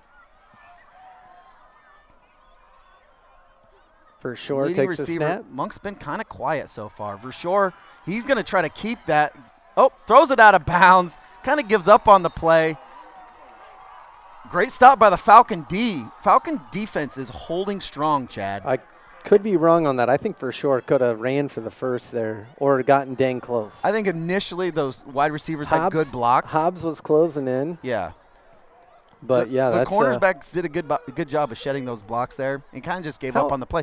On a play like that, riddle me this then. How is that not pass interference if you throw the ball forward and your defensive backs are blocking? I don't know. I don't know exactly how that pencils out rules-wise or whatever. That's kind of nitpicky. No, it's not. Kind of curious. No, it's good. It's a good question. Heads up play, actually. Avery Beck's going to run the ball up the middle. He's going to be met pretty quickly by some Wildcats. Gets back to the line of scrimmage. Beck is a different kind of runner than Irwin. Irwin's, a little more light on his feet. But Avery Beck, I think, he hits that hole. He's a downhill runner. Falcons have 2nd and 9 from the 34-yard line. You know, Beck's a good 6:20 receiver to go too, in the Chad. third. He is. Yeah, I agree. It's a little bit different dynamic without Kyle Irwin in there, but Falcons are going to have to find a way to make work. Marshall's going to roll right. Low snap. Heisterkamp with the catch. Brought down immediately by Jaden Lloyd, number 15. That's good defense by Lloyd. Just a really good ball, good throw, great catch. Heisterkamp started on the inside on the slot, ran a little out there. Worked on some out routes this week with the flag football team. Probably take some notes from Heisterkamp on that. 1st and 10 Falcons from the 34-yard line, which I'm not sure about the 44-yard line. There it is. Falcons will be in the pistol. Beck lined up behind Marshall. Hamilton split off to your right side. Offensive left side by himself. Handoff goes to Avery Beck right up the middle. He gets a nice little hole, but he's thumped by the safety. Butler. Yeah, that's Butler. He brought that time. That was a thump. That was a helmet right into the middle of a helmet there. I mean, Beck lowered his head. Oh, yeah. Those are two stout dudes running into each other. That is for certain. Just happy to see them both get up. Play another down. Mazzella out, I believe. Either Pabin Craig or McCoy Daly in. I can't tell. Bringing the heavy package here. Yep. Yep. You've got, I believe that's Daly on the right, Craig on the left. 21, as you're looking at it. 21 personnel. Falcons sneak it on 2nd and 2 there. It looks like they're going to move they the got chains. it. Yeah. So 1st and 10 Falcons here with 5:07 to go in the third. Falcons put a little bit of a drive together. Hey, Chad, that point after touchdown here that barely sneaked in could play a big role in the outcome looming of this large game. at the moment. Yeah, for sure. It's a fair point. Game's not over. There's a lot of game left to play here. Falcons driving here. About 4.5 to go in the third quarter.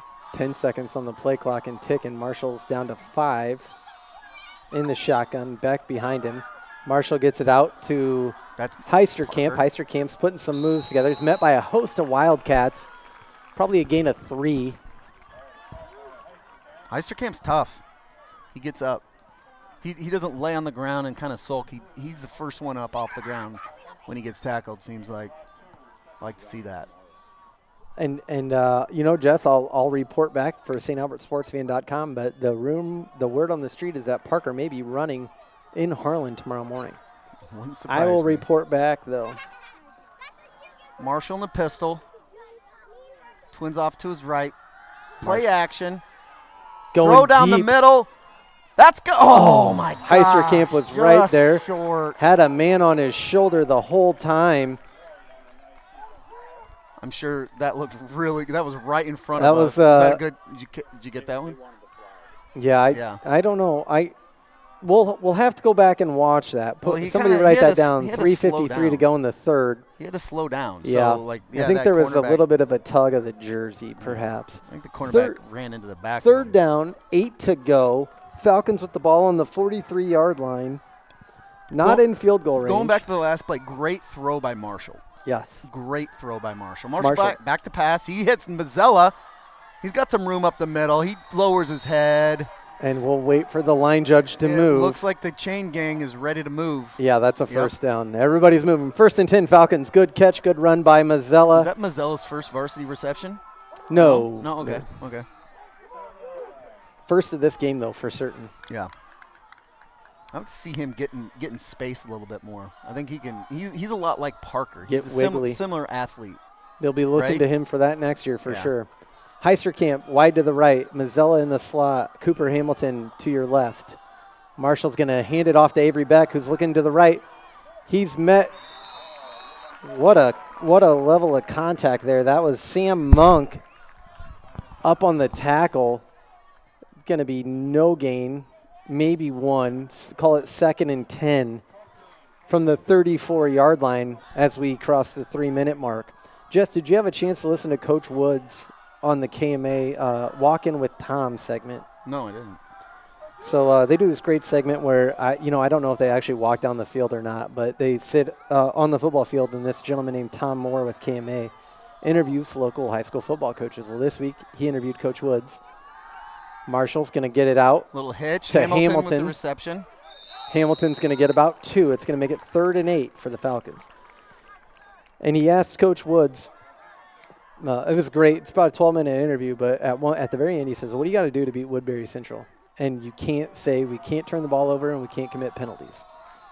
Coach Woods alluded to can't give up big plays, which I think they've done a pretty reasonable job of that today. Just one comes to mind, but and other than that. And you have to control the time of possession, and I would say that they are definitely well on their path right now in doing that here in Mobile, Iowa, Woodbury Central. 3rd and 7 Falcons. Marshall's going to roll to his right. Yep. Oh, that's Mazzella. Oh, just a bit overstretched. Good play call was there. 4th and 7. St. Albert, the ball in the 30. Nice effort by Mazzella. Kyle Irwin has not come back in the game yet, so that would likely lead Cooper Hamilton to do field goal kicking duties. And I don't know how much I'd love a 47-yard field goal anyways. It's like Jessen comes in, Craig out. Little 22 personnel here. He got Beck. Beck will probably play the slot here. He's such a good receiver. You want to? Oh nope. You got Jessen on the. You want to bet that it's an end around to Jessen? No. Nope. Oh, Marshall keeps up the middle. Oh, he stays on his feet. He spun around. First down, Falcon. What a run by Owen Marshall. The contact was there. That was Holden Cole. These Falcons showing some grit here, Chad. I tell you what, I kind of like being down at field level. That was incredible. First and 10, St. Albert. They've got the ball on the 18-yard line. You know, great job by Marshall. 16-yard line. Marshall isn't one of those quarterbacks that, like, drops back to run, but when he runs, he's decisive. That's tough running right there. Yeah. Tough running. Good contact from Holden Cole. But Marshall kept his feet and got the first down. 1st and 10 Falcons from the 16, 1:22 to go here in the 3rd. Real tight splits here by the Falcons. Oh, little reverse. This is Heisterkamp up the Falcon left side, right side of your screen. Look at Oh, he's going to be pushed blocking out about the 3-yard line. Miss Marshall took a tumble on that one. Hey, watch out for the cord, guys. Jeez, sit in your seats for crying out loud. Miss Marshall back on She her all feet. right? She's good. All right. Jake Mesher there to help. Young Jack Narmy Yep. helped her up. That was very, very helpful. I want to see the photos there. That was wild. So 1st and goal, Falcons. Apologize, things got crazy there for a second. We about got unplugged again. It was a nice play call there by Coach Woods. Caught him off guard. We Heisterkamp haven't really run still that in the play game. a lot. Heisterkamp on the far left of your screen. Joey Mazzella in the slot. Hand it off to Beck. Beck's going to get 1 or 2. It'll be 2nd and goal from the 2-yard line. Back to that rush to the 4. The blocking from Cooper Hamilton there was very well done for especially just a younger guy with not a lot of experience under his belt. Have you been if you go back and watch, Hamilton's been getting not chippy, but he's making those corners work to shed his blocks. Good. He's been doing a great job. You love to see it. That's what puts big runs on the board. We used to get stickers for good blocks when I was in school. I do recall it. Marshall going to hand it off to Beck. Beck looking for somewhere to go. He's going to be tackled at the 3. 3rd and 3.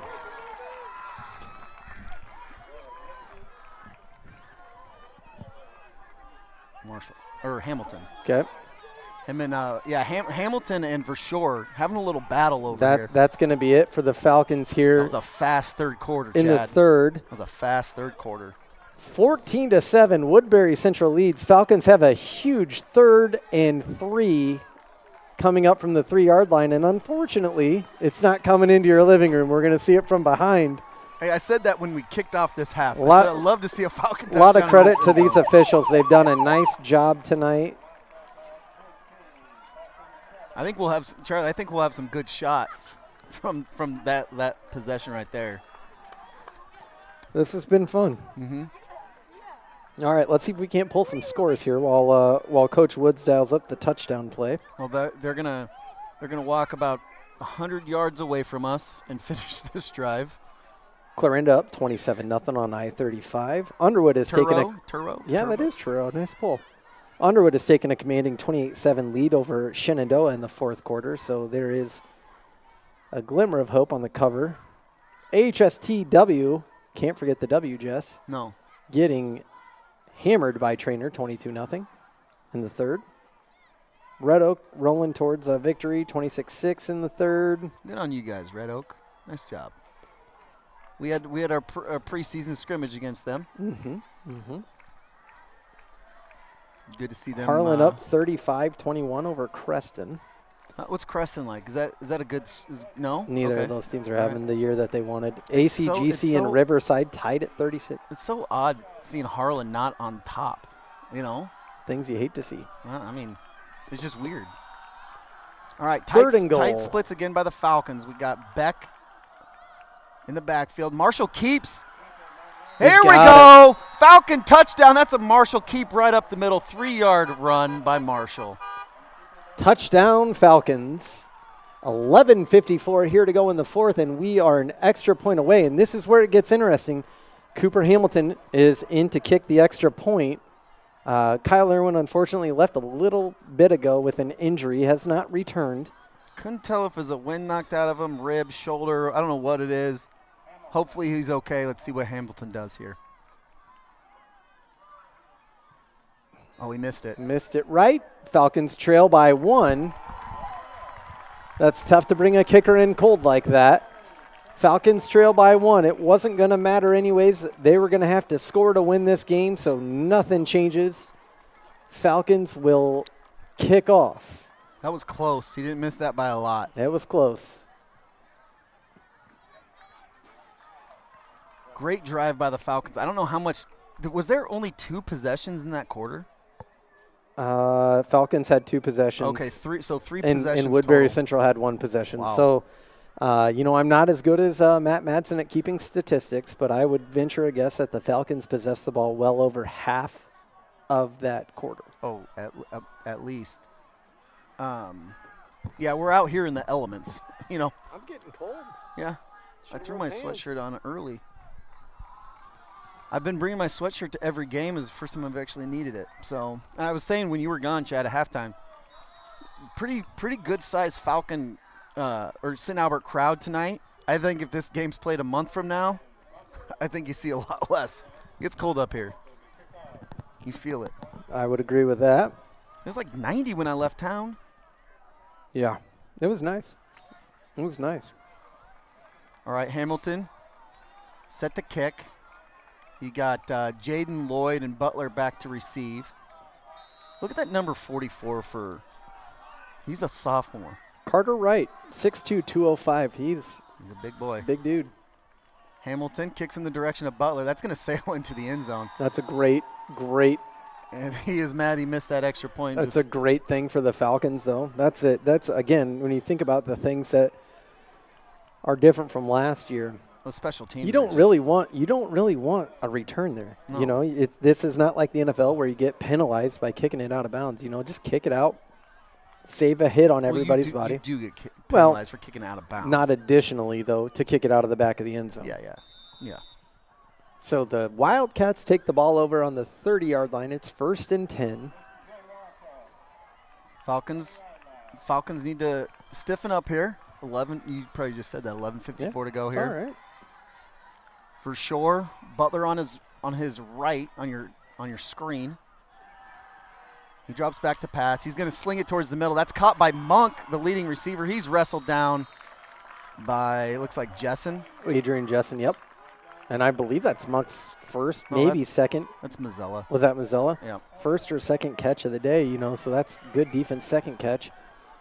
He's had a very nice year so far, so good on the Falcons D. They're going to reset it. It's 1st and 10. I mean, they're playing so far off Monk. Butler with the handoff up the middle. He breaks a couple tackles. That is a touchdown-saving tackle, quite possibly, That's from Levi Anderson. Levi Anderson, yeah. Owen Bergen checking in, the creator of StAlbertSportsFan.com. Thanks for checking in, Owen. Levi Anderson, he's tough up there. It's going to be 2nd and 2. That was an 8-yard rush by Butler. 2nd and 2 We don't from call the 49. We don't call Levi's name very often, but he plays a tough game. It's hard to tell where the out-of-bounds line is Yeah. over there, if I'm being honest. So that was a little option play there. Butler bobbled the ball. He was lucky just to keep possession of the ball as Levi Anderson hit him, somehow missed the tackle while Butler was bobbling the ball. Levi Anderson grabbing his left arm here. Hopefully not a collarbone or a shoulder because he plays a big role in this defensive side. Absolutely. He's tough. He won't say anything to anybody. All right, first and 10 from the 30-yard line. Wildcats charging in. Falcons defense need a gut check here. For sure, back to pass. He's pressured. He's sacked. That's Cole Hobbs. Cole Hobbs starting with the pressure. Let's see who else gets up off the ground. That is the usual suspects. That is Jaden Beckman and Cole Hobbs. Nice job by the Falcons, seniors. I misspoke. Owen Bergen did not create StAlbertSportsFan.com. That was Vince Rue and Charlie Narmi. My apologies. Charlie just walked off the set. He's done. Run your own camera. Vershaw with Butler on his right. You're on your left on your TV screen. That's a quick pass to Jalen Lloyd. Hammered out of bounds by Cole Hobbs. Holy buckets, man. Hobbs is not the guy you want it to tackle you when you're not looking. Oh, shoot. You had a guy in street clothes. In street clothes with his shoulder in a sling. He's okay. Oh, boy. Nice tackle by Hobbs. They didn't get a first down there. 3rd and 5. 3rd and 5 here. According to the scoreboard, okay, it's the 25. I had it marked as the 40, and I was like, what, are we going backwards? Vershaw set here. No. Oh, you got false start. False start. We're gonna Okay, push him that'll back. be 3rd and 10. 3rd and 10, so Woodbury Central. So keep in mind, the defense can move. They just can't cross the line of scrimmage. So, and it's different in high school where, you know, in college and the pros, you can go across the line of scrimmage and make it back by the time the ball's snapped. But nice call there by the refs because it didn't, from our vantage point, it didn't look like the Falcons crossed the line of scrimmage. You only feel that way because it went our way. Chad? We've all been listening to your commentary for quite some time. So 3rd and 10, Woodbury Central from the 35-yard line. 10:43 here left to go in the game. Falcon D looking to make a move. Moving some defensive linemen around. Play action. Incomplete. Nice break up by Mazzella in there with Monk. Monk's a little slow to get up. I just think these Wildcats, they're frustrated, Chad. I don't understand why people can't step over a cord. It's like they don't have extension cords in Mobile. All right. 4th down territory here for the Wildcats.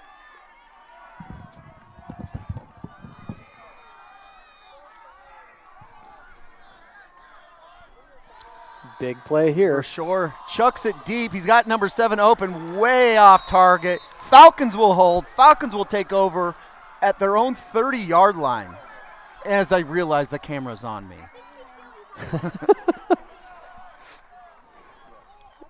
I was just trying to collect myself after my extension cord meltdown over there. Hey, Chad, what did we say? We missed that extra point. Falcons D had to step it up, and what'd they do? Turnover on downs. Falcons have to come back down and put something together. Boy, my hairline looks bad on that, Charlie. That's not good. Chad, adopt a hat. That's what I did. Got a great haircut from Sherry O'Neill today. Love that family. It's a wonderful time. Feeling good with my new fresh haircut, whatever's left of it. Falcons line up Avery Beck in the backfield in the pistol formation. Cooper Hamilton to your left. Ryan Mazzella to your right. Parker Heisterkamp, who this ball's intended to, off of the hands. Incomplete pass. Like the play call. 2nd and 10 Falcons from the 30-yard line. Right there, you get one block there, and then one block by that You're slot looking at receiver. 20, 30 plus yards. And Absolutely. we used to call it BYOB. Bring your own block. Because there's 2 guys, you got 1 blocker, you got to bring your own block on one of them. Nice play call there. Didn't pan out. Could possibly see the exact same thing here, this time to Cooper Hamilton. Pistol formation, Beck behind Marshall. Parker Heisterkamp split off to the left. Beck takes the ball up the middle, finds an opening. He's going to pick up 5 or 6 yards. Oh, that's about call 9. it 9. Yeah, nice job. Close. I'm not watching the play. I'm watching the referee on the side. Look at Frank McGill behind us here making friends with all the Woodbury Central kids.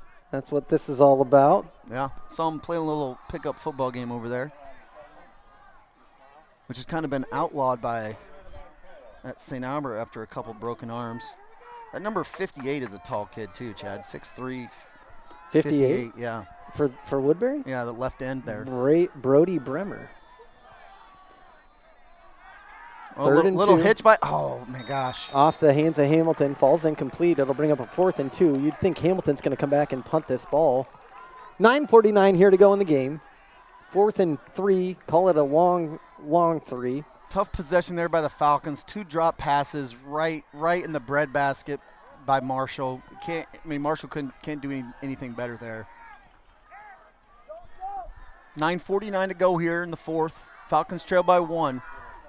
Patrick McGill to snap. Cooper Hamilton, fellow freshman, to punt.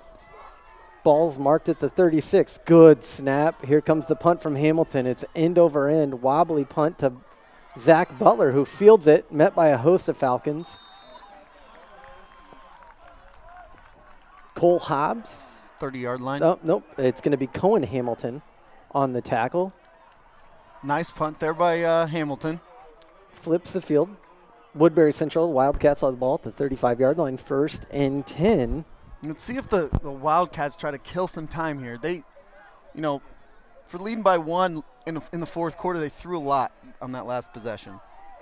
I'm getting cold. Which I personally don't mind. Yeah, I know, because they're just standing here. I'm shivering right now, so if you can hear that, I'm sorry. All right, Verschoor with Butler on his right. Gonna He pitches pitch to right. Butler. Butler with the little fake like he's going to pass. He fumbles the ball. Falcons land on it. That'll be a turnover. They're calling it down. They're calling him down. They are calling him down. It will be 2nd and 3. 2nd and 3 as I watch the gentleman with the marker. 2nd and 3 at the 42-yard line. I mean, that's a bang play. It looked like that ball was out. Verschoor back in the shotgun. Butler to his left. Verschoor's going to keep it up the left side. Host of Falcons have him tied up. He's going to get a 1st down there. I'm still upset about that fumble, non-fumble, Chad. Kason Shadden in on the action there. District play. Tri-Center up 37-0 on Logan at the end of the 3rd. Also at the end of the 3rd, Westwood is leading West Monona 28-0.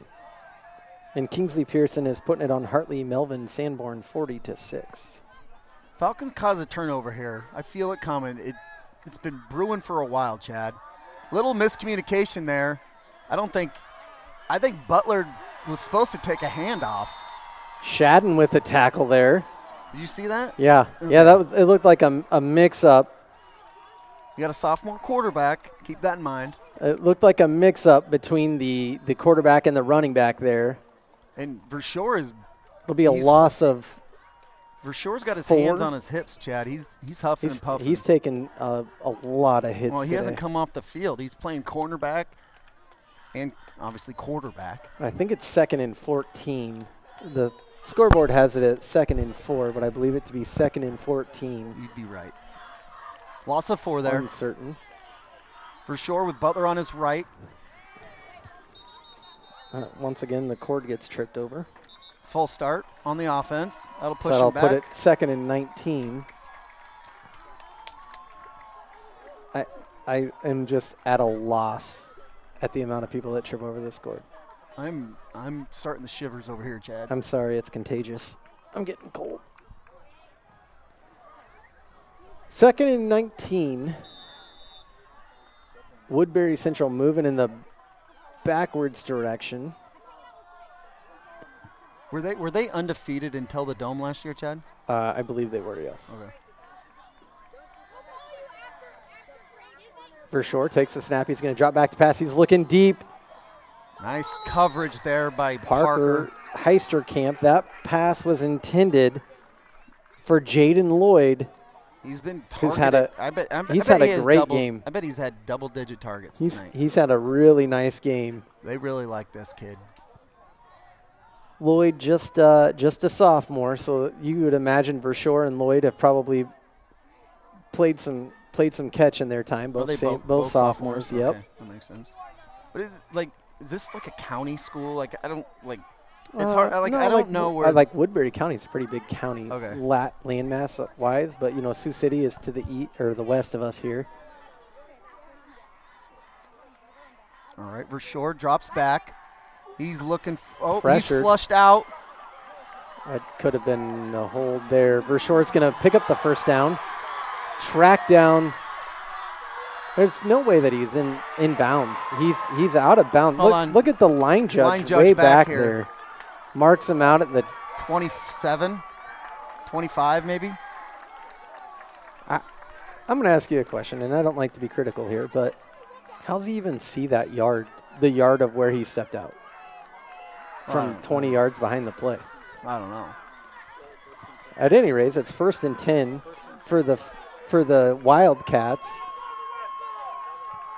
Yeah, you know what's funny is I still have not heard a whistle from that last play. Woodbury Central fan yelled blow the whistle. I'm with them on that. Like, how do these kids know when to stop running?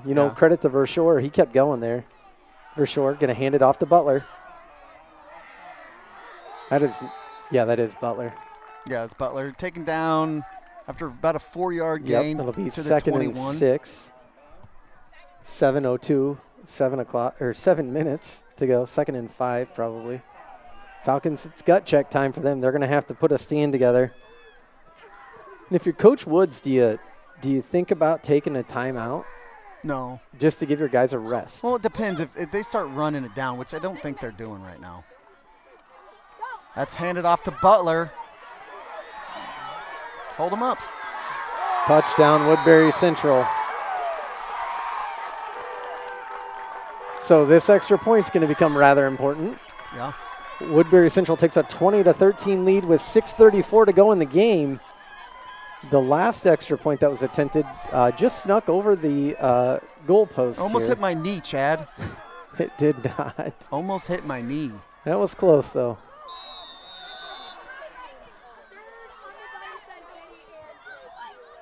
This is Jaden Lloyd. Lloyd's extra point is up. It's good. And that makes it 21-13 Woodbury Central with just 6:34 to go in the game. Falcons will get the ball back. 1-score game. Jess, any thoughts on what we'll see on this offensive drive? Oh, I'm just still kind of. Oh, we got a little Butler throwing up on the about 28-yard line over there. Yeah. Boy, these guys have been working hard, and they, like you said, they are playing both sides. Butler's their leading rusher and their leading tackler. You got to imagine he's just exhausted right now, probably trying to get his legs underneath him to go back out on defense. Yeah, throwing up is something that happens on football fields, Chad? You want to talk about that? I mean, Aaron Walter no. says it was a fumble back there. He watched on replay. We do have Aaron.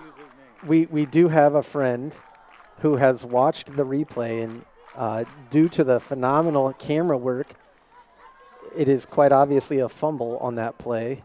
Somebody else says he was down by contact. And then we have another person chiming in saying he was down by contact. So we appreciate, regardless, we appreciate you watching. We appreciate your opinions. I disagree. I don't appreciate these unbiased opinions. I want biased opinions.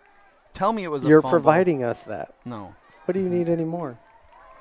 Anyway, I kind of went into a hole there after that. When's the last time you had a mellow yellow? It's actually good. It's not bad. know. It's been years. And actually, Bent Tree they sell Coke products, so once in a while. It's a means to an end, I guess, at this point. Yeah, once in a while, those mellow yellows sneak into my back cart. deep for the Falcons. You're going to have Jessen and Heisterkamp up the next layer from them, which is where I anticipate the ball will go. You've got Avery Beck on the left of your screen, Chad, and Joey Mazzella on your right. If it goes to Jessen, it's getting handed off to Parker. That's a knuckleball kick. Beck picks it up in front of Heisterkamp. He's looking for somewhere to go. He's got a bit of an opening. He's going to run the ball hard up to the 30, 42-yard line possibly. Yeah, Chad, I just thought of it. The EFS pitch. Yeah. That's what I was trying to say earlier. You know what I mean? That came in on the text. Oh, okay. We have another vote for fumble. Thank you for checking in. Hey, I agree with you, sir. Ma'am. Or ma'am.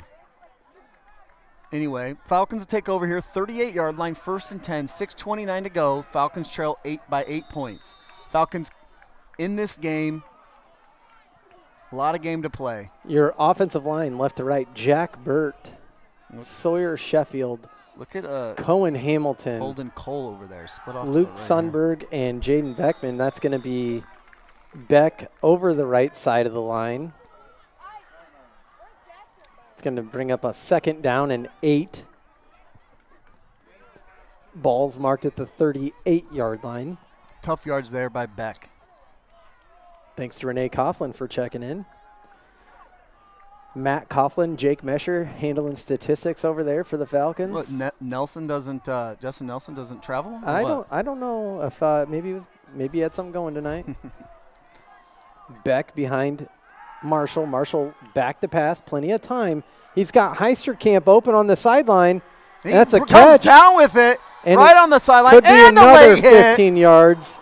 Great catch by Parker Heisterkamp there on the sideline. Great camera work. I watched part of that on the computer monitor in front of me.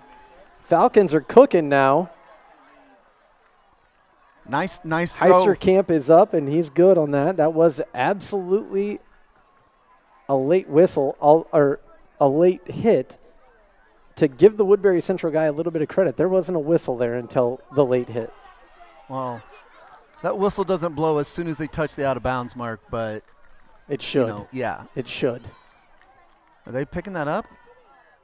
Oh, okay, there we go. Dead ball. Dead ball, personal foul on Woodbury Central. Move it up 15 yards.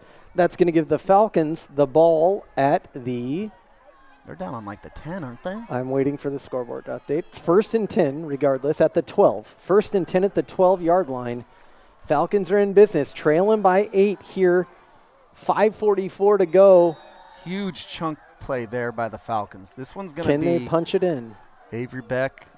Beck takes the ball to the right, picks up. I think he's going to lose one. Loses 2. It's going to make it 2nd and 12 from the 14-yard line. Marshall getting the play call, running it in. What about another little jet sweep? Nope, you got Heisterkamp split off to the left in the slot. You got Nazella. That's an interesting split wrinkle. way out. End around possibly here. No, To not the to short the, side not of the to the field? short side, no. Marshall Gonna roll rolls to the left. Oh, Heisterkamp's open. So is Mazzella. Oh, That hit off almost hit hit off off 2 Falcons. I think and a defender. Beck looked like he ran an out there right into where Mazzella was targeted. I think Nazella was the target, huh? Or Mazzella. So it's going to be 3rd down, Why am I saying 12 Mazzella? to go here from the 15-yard line. Falcons trail by 8. You have to think, Jess, this is a drive where you have to end in 6 to get your shot at a win here. I think you got to put points on the board personally. Woodbury Central had this exact same scenario last week against Galen Catholic and came up on the short end. Marshall drops back to pass. He's looking for somewhere to go. He's going to take it himself, and he's in. Here we go. Touchdown, Falcons. That's the 2nd rushing touchdown for Marshall. This one Could be coming back. 15-yard variety. Could be coming Okay. back. What do we got going Got here? a conference going on at about the 20-yard line. So as everyone waits with bated breath.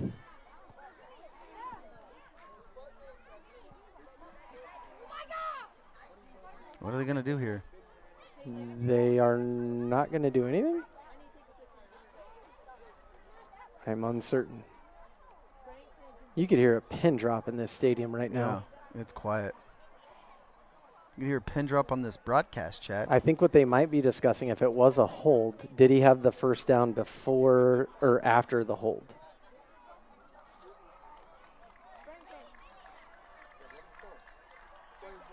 Okay, we're not doing anything. It's No no They're flag gonna pick picked it up. Touchdown, St. Albert. There we go.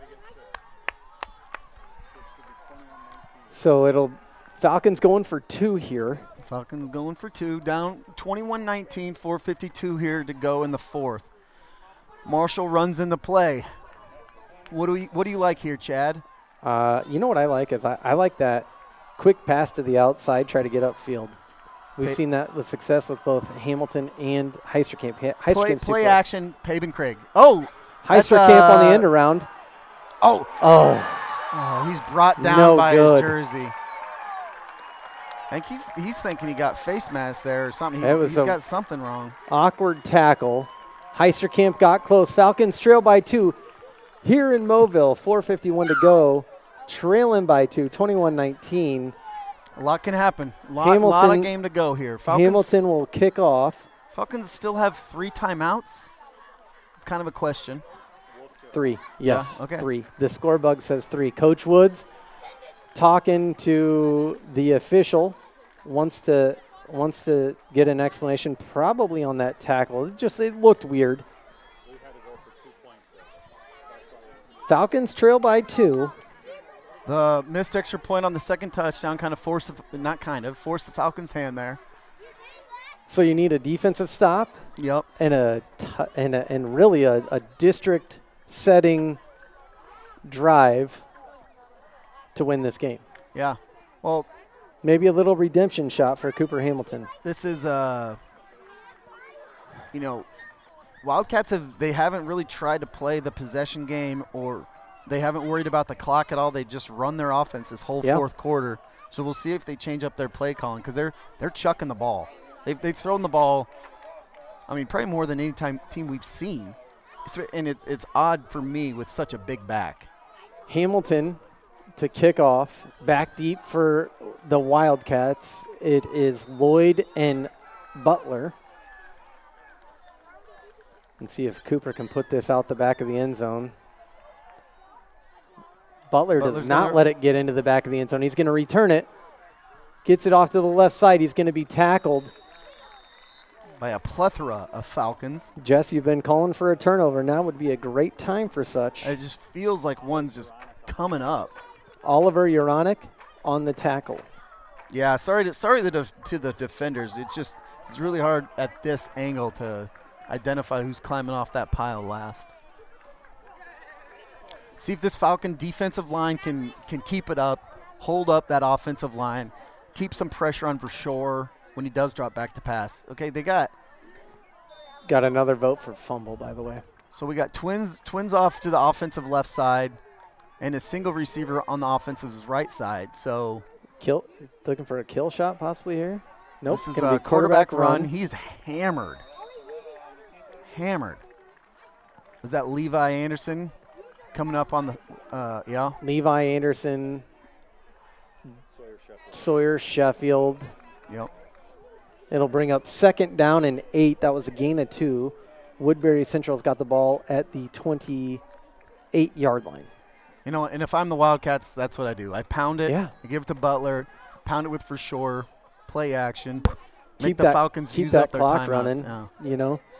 I think Coach Woods probably lets this play go and then maybe starts thinking about, depending on down and distance, a timeout after this play.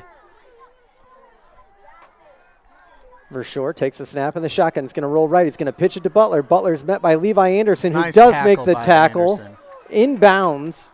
Looks like a gain of maybe 3. It'll be 3rd and 5. Coach Woods keeping that timeout in his hip pocket. He does have 3 to use. Ooh, it looks like 3rd and 2. Ooh, short 2, maybe 1. Boy, oh boy, oh boy. Yeah, it's 1. Scoreboard calls it 3rd and 1. Now, this is why you don't use those timeouts early Woodbury in that Central's, possession. Woodbury Central's going to snap the ball with about 3:05 left on the play clock, possibly 3:08. Verschoor in the shotgun. It's a huge advantage in these games like this with that play clock, right in the quarterback's eyes. Verschoor's going to keep it. He picks up the 1st down. He's got some daylight in front of him. Falcons do stop Verschoor. That was Adrian Jessen with the touchdown-saving tackle. 3:07 to go here in the game. 1st and 10, Woodbury Central. Jessen saved the game on that. Verschoor's he's been good on that keeper. He is gutting this game out. Mm-hmm. Interested to see if Butler even gets the ball. We saw him throwing up on his way off the field, but that really doesn't mean anything, With these guys, they're tough. Might have just got hit in the stomach. Working his tail off. Butler to the quarterback's right, your left. Twins off to the right. Butler. Hand off to Butler. He's up the left side. Joey Mazzella slows him down. Cole Hobbs knocks him out. Is that out of bounds? The referee is not. Yep. Yep. Oh, we've got a shaken up player over there. What's the call? Is he out of bounds? Oh, they called a timeout. That referee. Oh, timeout St. Albert. They're first of the half. 2:26 here to go in the game. Falcons are gonna have to get a stop and go a long ways. That referee did not make a signal whether it was out of bounds or continuing. That guy, he did use his whistle. He hasn't done anything. He's not making any motions over there. We appreciate all officials. And Coach Woods is, I think he's saying probably the same thing I'm saying. Because it looked like he, when he stretched, it looked like like he was almost trying to get out of bounds. You wouldn't want to, though. No, I know. It's going to be 2nd and 5 for Woodbury Central when they come out of this timeout. You wouldn't want to get out of bounds in that regard. You'd want to keep that clock ticking. Falcons can stop the ball or clock 2 more times. They need to stop Woodbury Central here. The Wildcats have 5 yards to go. They're on the 21-yard line. 5 yards to go to a first down. Chad, what do you think they do here? I think they keep the ball on the ground. I think they're going to run it off the edge. I'm going to guess on your screen they're going to be coming left. It'll be to the player's right. Looks like some time added back to the clock. There we have 2:33 to go here on the clock. What was it down to? I think 2:25 or something like that. Uh-huh. That's a handoff up the middle. Good call, Jess. It's going to be that's a first down. First down, Woodbury Central. That'd be 1st and goal, I think. Woodbury Central's got a first down. Coach Wood's going to use that timeout. It'll be 1st and 10, Woodbury Central from the 21-yard line, so there still is one more. I think that this is incorrect. That ball looks like it's at the 10. No, doesn't that say 21? Yeah, that's wrong. Yeah, that's not correct. All right, it's 1st and goal.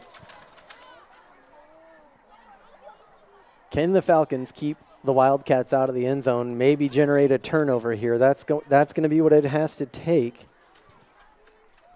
to have a chance to come away with the victory. Just seems to be confusion with the referees at this point. I don't understand what's going on. They've done a decent job so far, to be honest. Yeah, I think this is clock related. You see the white hat going over there. He's likely talking to the coach, asking the coach to say something to the PA, likely related to the clock. He's staring at the clock. That run took 10 seconds. Okay, there we go. We got 2:26. A handful of seconds put back 2:26 back on the clock now. So they added 4 seconds there. So you see that's happening. I do see it. It was a 1-yard run that took 10 seconds off the clock. Anyway, here we are, 1st and goal here for the Wildcats at the 10. It's a long 1st and goal. Butler drives his hands on Vershore's towel. Little handoff's foreshadowing. going to go to Butler. Butler's going to be met on the outside. He's going to get in. Touchdown, Woodbury Central. That is Zach Butler in from 10 yards out. And the Falcons now trail by 8. This extra point is huge, Jess. You've got a chance if it is no good. Always have a chance, even if it is good, Chad. Well, the time becomes your enemy at that point in time. Yeah.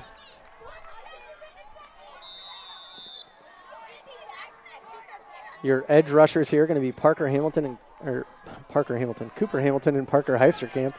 Kick is no good. Is no good. Falcons stay alive, Falcons Chad. are down by 8. Falcons stay alive here in Woodbury. That may be the break that the Falcons were looking for. Can they drive the distance of the field? Down 8, 2:19 to go in the game, 27-19.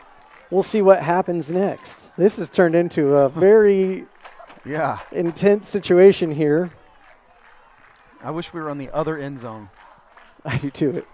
Matt, we do not have the ability to pick up and go in the other direction. No. unfortunately. Oh, I forgot to share my story. When I got here, I went to the press box, and the St. Albert couple St. Albert coaches were up there, and I said, "You guys see where Chad's at?" I'm like, I don't know where he's at now, but I saw him pulling around a wagon. Chad stepped up the game. We got with all this equipment. There's like 6 bags. Maybe we'll tweet it out. But shout out to my lovely wife, Lindsay. She is the one who suggested that I get a collapsible wagon. You steal it from Colin or what? You know what? We actually bought that at the St. Albert auction, the last one that was at the Mid-America Center. Ooh, I don't recall what year that was.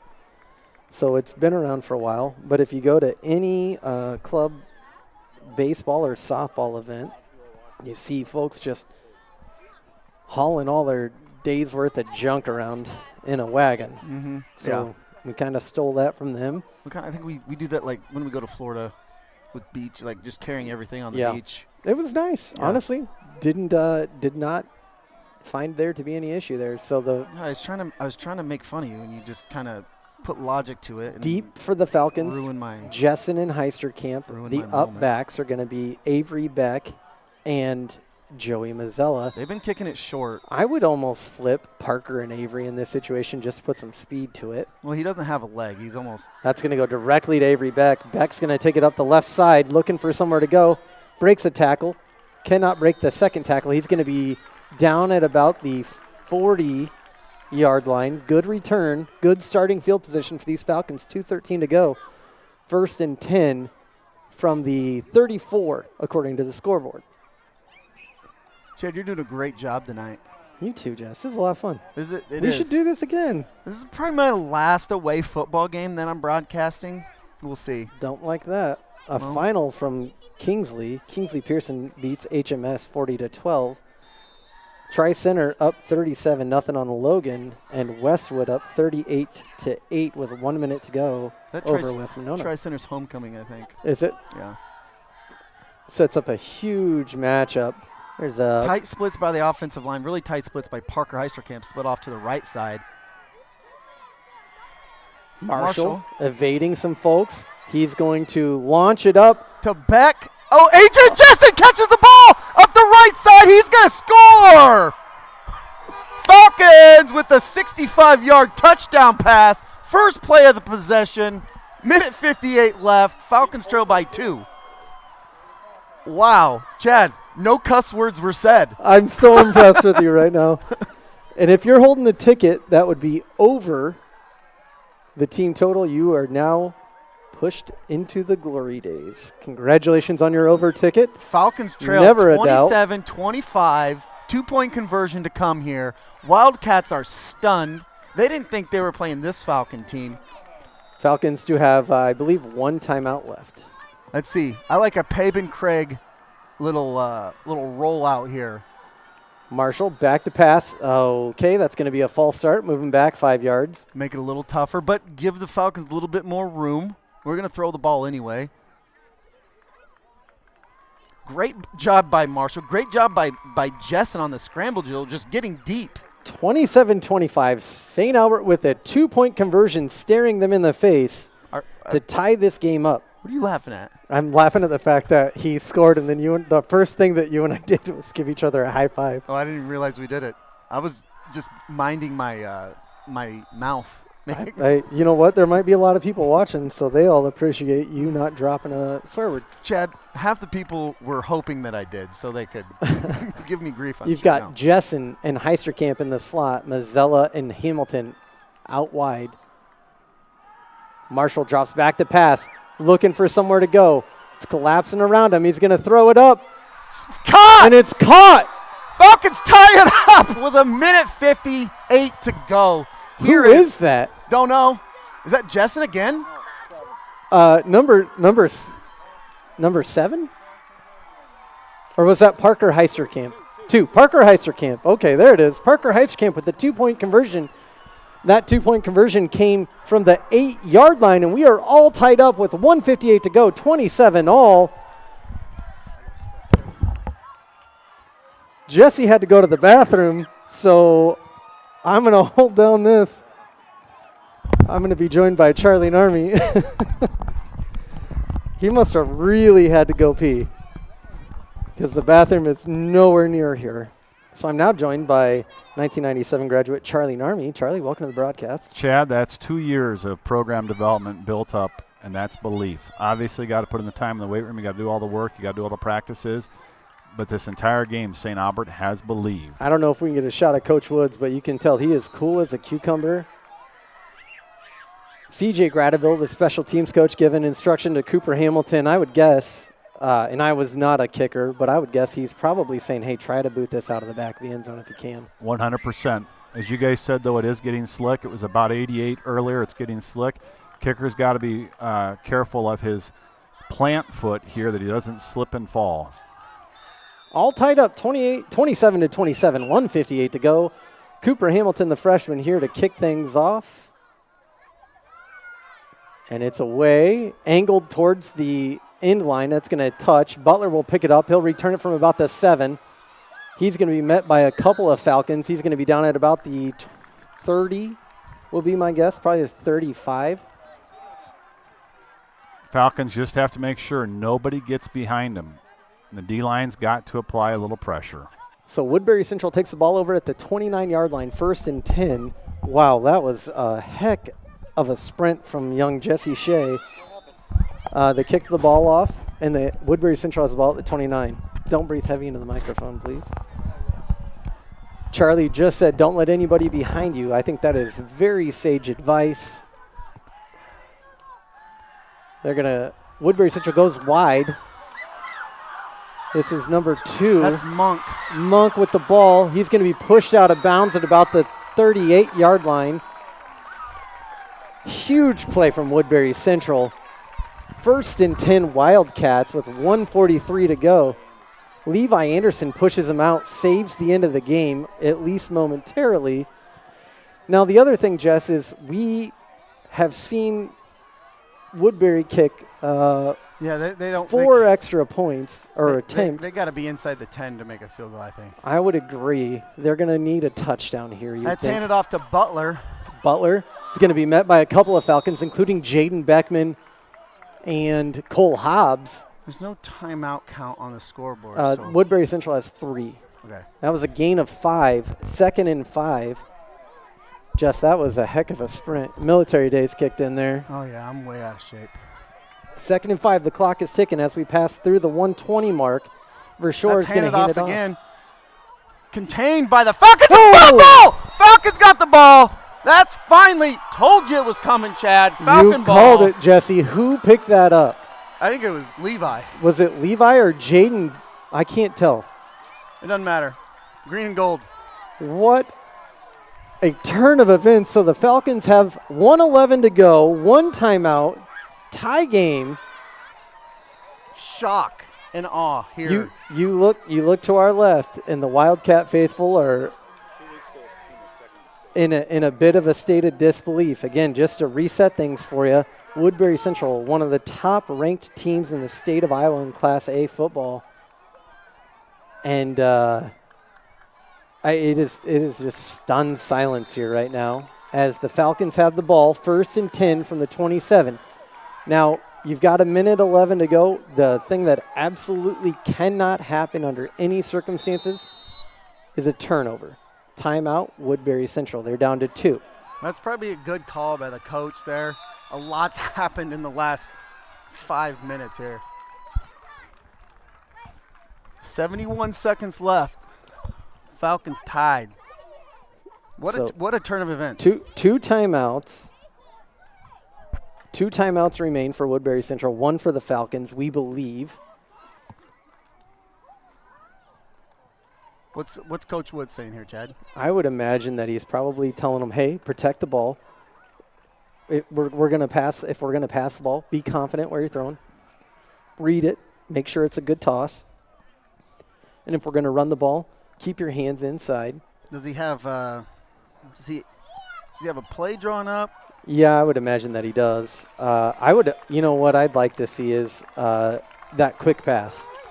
See if you can't rip off another 15, 20 yards. Quick pass, maybe. Like a wide receiver. Hamilton, so resetting this for you. You've got Mazzella wide right, Heisterkamp in the slot. Jessen in the slot to your left, and Cooper Hamilton out wide on your left. Avery Beck in at running Marshall back. looks to his left. He's swallowed up in the pocket. He's going to be sacked there. It's all right. Nothing hurt. That's going to be timeout Woodbury Central. Woodbury doing the Falcons a favor The here. clock didn't stop. It should be just over a minute. Yeah, they definitely missed out on some time there. Well, they'll get that fixed. Yep. This group does a nice job on the clock. They're gonna discuss that, make sure that the appropriate time gets added to the clock. Business trip up here for the Falcons, Chad. Doing this in Woodbury, in Mobile, makes it even more impressive. I tell you what, though, I really do, and I really do like this town. It's everything that's Americana about small town Iowa. That was like the first thing we talked about. I absolutely love this football stadium. This community has just been really, really neat as you drive in. And with the water tower right there, and just the houses surrounding the campus. There's a shot of the water tower. It should say the O'Shea brothers, like the Little Giants. Hitting the reset button. It's 2nd and 12 for the Falcons on the 27-yard line. Pistol formation. Parker Heisterkamp split way out to the right.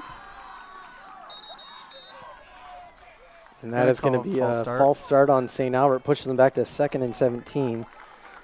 Tonight, one of our own was inducted into the Iowa Western Hall of Fame. Didn't want to end the broadcast without talking about this. Jake Waters, one of the more prolific St. Albert athletes, was inducted into the Iowa Western Athletics Hall of Fame today. Two state championships at St. Albert. And a national championship at Iowa Western. K-State quarterback, now a quarterback's coach at Iowa State. Yep, a little cup of coffee. Jackson Scott Brown, also on staff at Iowa State. So it'll be 2nd and 17. Everybody's looking at the clock. They're looking at you, Chad. Little cup of coffee. Well, he was in the Seahawks training camp, I think. Who's that? Waters, yep. So we're still debating the clock thing. This is a bit of a mood killer at the moment. Well, the clock operator can't figure out if he wants to help. That's a tough job. You know what? And I wish we had Paul Cox here because we'd be in good shape. 1:04 to go here. Got 2nd and 17 here for the Falcons. Beck behind Marshall. Hamilton wide left. Oh, that was a fake. No, he caught that, Chad. How did he catch that? I bet it's on camera. Chad, it got in between his legs accidentally. That was crazy. So 3rd and 17. Falcons probably need to pick up some yards just to get a clean punt off of here. Well, how many timeouts do they only have one remaining? Each team has one timeout remaining. Okay. So that would have been nice to just pick up a few there and make this a 3rd and manageable, but so Marshall's going to run the call in from Coach Woods. I can't see the play clock at the moment. See if Coach Woods. To your right, so there's 8 seconds left on the play clock. Coach Woods is calm here. You've got Mazzella and Heisterkamp to your right, Beck and Hamilton to your left, and that's going to be a delay of game. And that is where having the clocks definitely works against you. I don't know that would have been called at St. Albert because we don't have the clocks. You know where that will be called? Iowa Western next year when the Falcons move there. I'm excited for that. That'd be nice. Ribbon cutting 2 weeks from today. Everything, like where are we sitting? I know you have a pretty good pulse on. We can talk about that in a minute. Yeah, we'll talk about it at a different time. See if Coach Woods just runs the ball here, force Woodbury to call a timeout. Beck runs the ball up the middle. They take an immediate timeout. There's 50 seconds to go.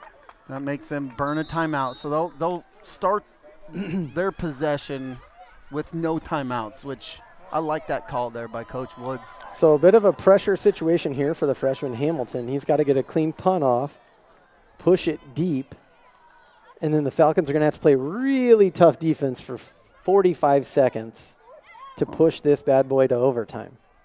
Cooper's punts hang for 5 seconds. He's done a whale of a job tonight. 41 seconds. That would be a record. No. Awesome. That's how long they'll have, Chad. You see a gentleman on your screen. We got a gentleman watching from his bedroom back there. Yeah, he's got the blue on. Doesn't he know he can just turn on StAlbertSportsFan.com and watch it from here? Yeah. Just lay in bed and watch it, dude. Yeah, you get such an unbiased broadcast. Patrick McGill to snap. Hamilton to punt.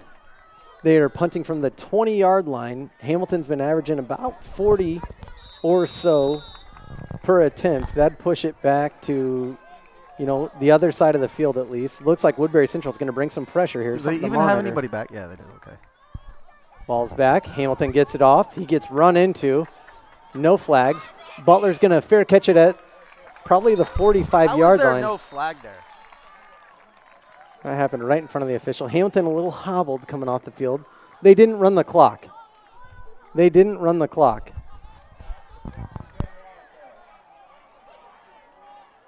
is ridiculous. The clock has been doing this all night. They didn't run the clock at all.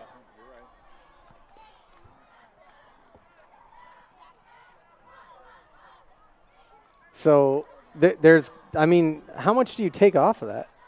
9 seconds. I think Yep, so he's going to tell the coach what the clock needs to be set to. And the coach will radio it up, and that'll put the clock at...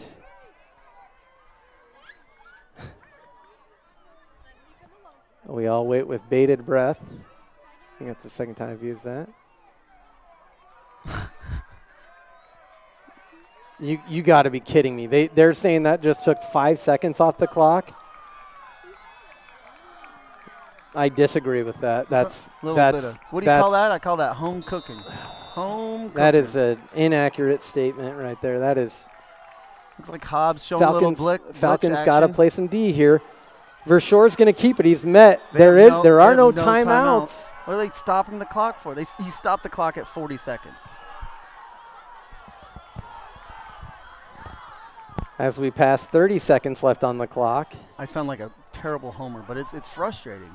Well, and we know it's a tough job, right? So this could be a Hail Mary type situation. The Falcons need to be prepared. They don't have anybody single coverage left. Vershore's looking right. He's got a man. It's going to be overthrown.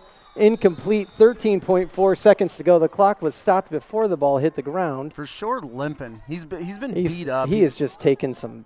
He's played so impressively well. He hasn't come off the field, maybe besides specials, but he is a baller for just a sophomore, man. That guy, he can play. I am super impressed. I mean, all the skill positions for Woodbury. I mean, and the Incredible. Falcons, what a game. Yeah, what a game. Jackson Vershore, a sophomore. Now they're going to add time to the. Nope, they're resetting the play clock. Of course they are. That's all right. It's going to be 3rd and 10. Vershore takes the snap. He's going to launch back. Here comes the Hail Mary. This could be the game.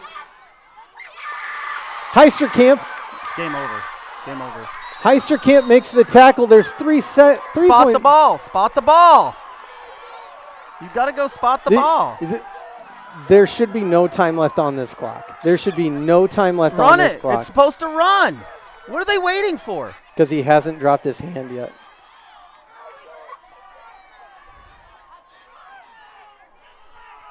Run it. Yeah, that's the game. This has been just a absolute masterclass of home cooking. Failure on the clock. It has ruined the end of this game. Coach Woods is calling everybody over, if for no other reason, to talk to his team. That was a whale of a catch and run. Who was that, Jess, on the catch? That was Jalen Lloyd. Jaden Lloyd. There should have been no time left on the clock. I mean, this shouldn't even be a thing. The clock was stopped before he even hit the ground. So what they're going to do is they're going to put more time on the clock.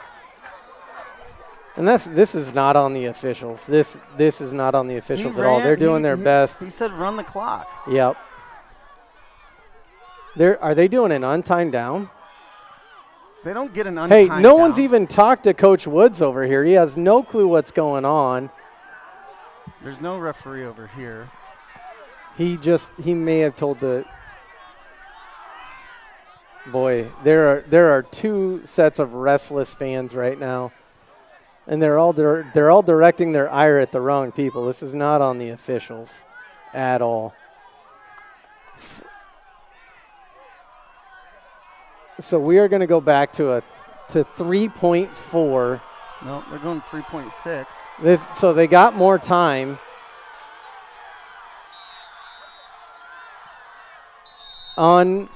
Unreal. Criminal, I would call it. Unreal. You got to hope that karma's coming for this kick. That is just unfortunate. I'd love to see this thing get settled in overtime where the clock doesn't matter. That's honestly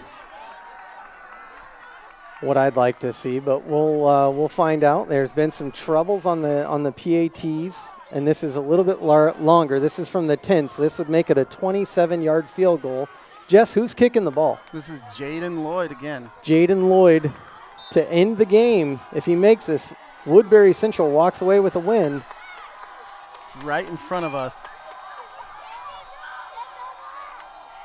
There's the snap. Lloyd, the kick. Missed it. Wide left. Missed Wide it. left.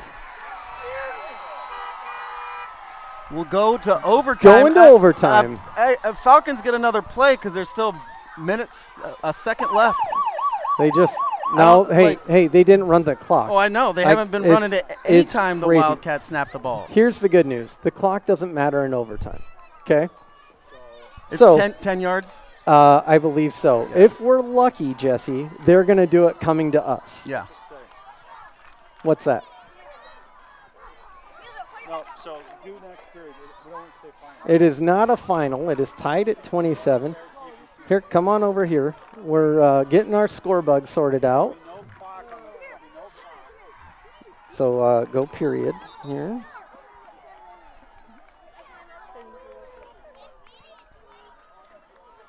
Should be 1st and 10, I think, on the 10.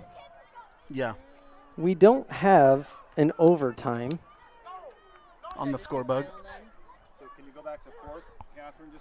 Just do fourth quarter and then mark it at 0.1 or something like that. So we are headed to overtime. The officials are talking in the middle of the field. Coach Woods is talking to his guys, and I would like to believe the message he's delivering here is you are close and you belong here, so finish. If you're Woodbury Central and head coach Kurt Brammer, you're saying, hey, guys, we were in the Dome last year. We know how to win. Finish. Woodbury Central had a really tough ending last week against Lamar's Galen Catholic. So we're going to settle it in overtime. So they'll probably do a toss here, right? Are they gonna do they go off at both end zones? I haven't seen. I don't high think so. school I think overtime in a while. you do it pretty much in the same end zone. Okay. Yep. LC Lewis Central had an overtime game Do you 2 want to weeks pull ago. some scores? 2 weeks ago. Yeah, ADM. If you have scores out there, feel free to text them in. Trainer beats HSTW 28-7. Homecoming win in Trainer. Holy cow. Big win for the Cardinals. Huge win in their district. So Owen Marshall's going to come out and meet the captains for Woodbury Central. And if you were dreading that hour and 45-minute drive home, guess what? It's going to be delayed a bit. All right, elsewhere. Kate, my wife's doing. She's doing the market-to-market run tomorrow. Oof. They're leaving at 5 a.m. Underwood beats Shenandoah 28-7. Clarinda beats I-35 33-0. LC beats Glenwood 55-15. Creston comes out on top against Harlan 43-42. Fremont Mills beats East Mills 44-14. Looks like the Falcons won the toss, so I'm guessing we'll Go have defense. the ball second. Yeah, go defense first. Let's see here. In district, Tri-Center with a 37-0 homecoming victory over Logan. ACGC comes out on top of Riverside 50-42. Woodbine storms back to beat Arweva 40-20. Both teams, Chad, on the offensive side, neither team has had trouble scoring from the red zone. So this will be interesting. A lot of viewers checking in. All right, we're going to do it right in front of us. Let's go, boys. All right, checking in Dave Wise, the Hobbs family, Tony Bush, Tony, how you doing, bud? Lisa Roslanek, Matt Carney All right. checking in. He's unhappy about us complaining about the clock. I understand. Who's that? Matt Carney. Sorry about that. Hey, Teresa Johnson, it's Jolene Hertz, all Connor right. Donegan, Sean Woods, Coach Woods' brother, checking in from Oklahoma City. Sean, thanks for watching. Your brother's doing a great job here. For sure. Butler on his left. Hands off to Butler. He's going to go up the offensive right side. Breaks some couple tackles. He's Gets going down to to be 1 yard line. short, 1 yard line, 2 yard line, perhaps. That was just a good job by Butler fighting. Again, these officials have done a really nice job today. It'll be 2nd and 1 from the 1 yard line. There's another run here. Absolutely. It's going to be Zach Butler up the middle. He's in for a touchdown. Woodbury Central takes a 6-point lead, Special teams. 33-27. Special teams here, Chad. It's going to be a big extra point coming from Jaden Lloyd. Jeff Lynn's checking in. Thank you, Jeff.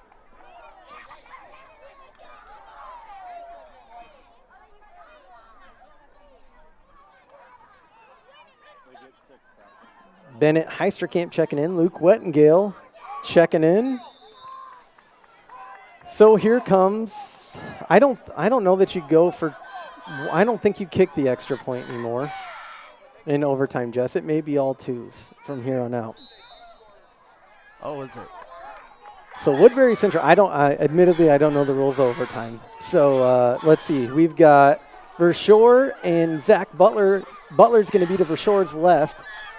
You imagine they're going to go right up the middle with this again. Falcons looking the same way. Marshall Handoff cheats him. goes to Butler. Butler outside. He's going to be stopped. Oh, my gosh. Oh, what an Great effort job. from Zach Gosh Butler. darn it. What an effort by Zach Butler. He was stonewalled at the 2. He fights through it and gets the 2-point conversion. Woodbury Central takes a 35-27 lead, and now we flip-flop. Falcons come out on offense. Woodbury Central goes on defense. What a run. Great run by Butler. The defense was there. Butler fought his way through. That was crazy. Let's see what the Falcons can do to respond. They've got 10 yards to pay dirt here. And then they will have to go for 2 if they were to score a touchdown. So you got to imagine Coach Woods not only thinking about what plays are going to get us into the end zone, but what would I call for that 2-point conversion. For that 2-point conversion. Tight splits again by the Falcons offensive line. Avery Beck lined up behind Marshall. Avery Beck up the offensive's left side, picks up and gets back to line of scrimmage. Yep, line of scrimmage. It's going to be 2nd and goal at the 10-yard line. And if you're just dialing in, Kyle Irwin, unfortunately, out of this game with an injury.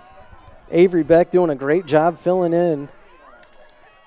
I'm interested to see Marshall's passing numbers for today. You got Heisterkamp kind of lined up as a wing back there, kind of in the backfield, kind of in the slot.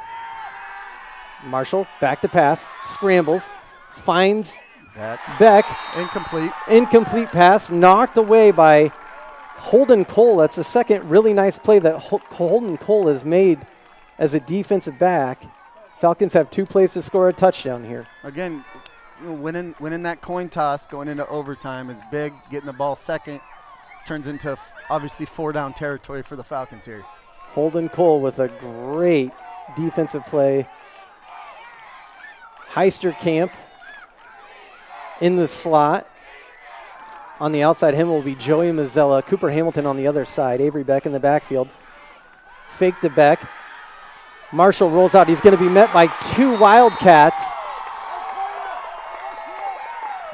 That'll push the Falcons back to about the Logan Jensen and Brody Bramer. 18-yard line. So Falcons will have to draw one up here. Coach Wood's got a timeout if he needs to use it. We're calling it the 19-yard line. 9-yard sack there. And 9-yard sack is better than an interception here. Everybody's gassed right now. Got to dig deep and find the end zone here for the Falcons, or it's curtains. Let's see what Marshall can do here. Got twins on both sides. Beck lined up behind him. Marshall back to pass. That pass is going to fall short. Wildcats will take this one. 35-27. That is tough way to end. Tough loss for the Falcons. What a game, though. We were treated to a wonderful game. Got lucky that overtime was in our end zone. Falcons will drop this 35-27. They dropped a 2-1 in district play, and they'll be back against Tri-Center at home next week. Some rumblings that may draw some attention from some of the other media stations. We are still planning, though. We will have that for you live on StAlbertSportsFan.com. You know what, Chad? Like, my big takeaway, like, I didn't want to lose this game. You know, no one wanted to lose this game. But you don't want to play this Falcons team. I think that's what they showed everybody This tonight. is a good team, and they fought with them until the very end. Yep. And, it does just go to show how much these Falcons have improved under Coach Donnie Woods and his staff. They've done just an incredible job. These kids have done an incredible job, too, though. Lifting weights, putting the work in the summer. It didn't work out the way they wanted it to tonight. And I don't believe in moral victories in the least bit, but you know what? They were right there. It was theirs to take. It didn't work out today, so we'll see what happens next week. Yep. With that, we're going to keep going. We'll bring you a little bit here. You know, obviously we got some frustrated Falcons. We don't have the stat line. We will work on getting that out later on. But 35-27 final here. Woodbury Central comes out on top. Last week's #1 ranked team in the state. Pushed to the brink here. These upstart Falcons took them right to the end. 2 hours away from home. Long bus ride. Out of school at about 2:40-ish. Yeah. In a great setting. The crowd had kind of been lulled to sleep there a bit in the second half, but the Falcons came back from a 7-point halftime deficit. As you see Coach Woods, he's going to bring his staff up and greet the team. Absolutely nothing to hang their heads about. Going to hit a prayer real quick. Thank the Lord, you were in position. They fought hard. There's a reason that you're here. Let's see if I've got some stats here. Hopefully they're totaled up. If they are, I can run through them real quick. Oh, yeah, we've got some. Did you get that from Matt? Mm-hmm. Okay. Avery Beck will finish with 28 yards rushing. Owen Marshall with 34 yards. Kyle Irwin with 37 yards. Passing-wise, it's got to be one of Owen's biggest. Heisterkamp ends with 79 yards receiving. Hamilton 48. Mazzella with 9. Looks like 197 yards passing for Owen Marshall. He also had the two rushing touchdowns as well. He did a lot on the ground. Did they have his rushing yards? Yeah, I think it was 37. Okay. Yep. Yeah.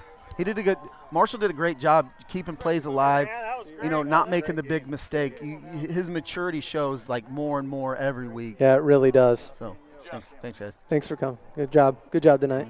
So, I'm just completely impressed. The offensive line, the defensive line, the skill positions, the quarterback play, the play calling, the fight in this team. This is a good team. The thing is, last year I think this was 40-6. The thing is like this is the new expectation. You know what I mean? So, like you said, there's no moral victories.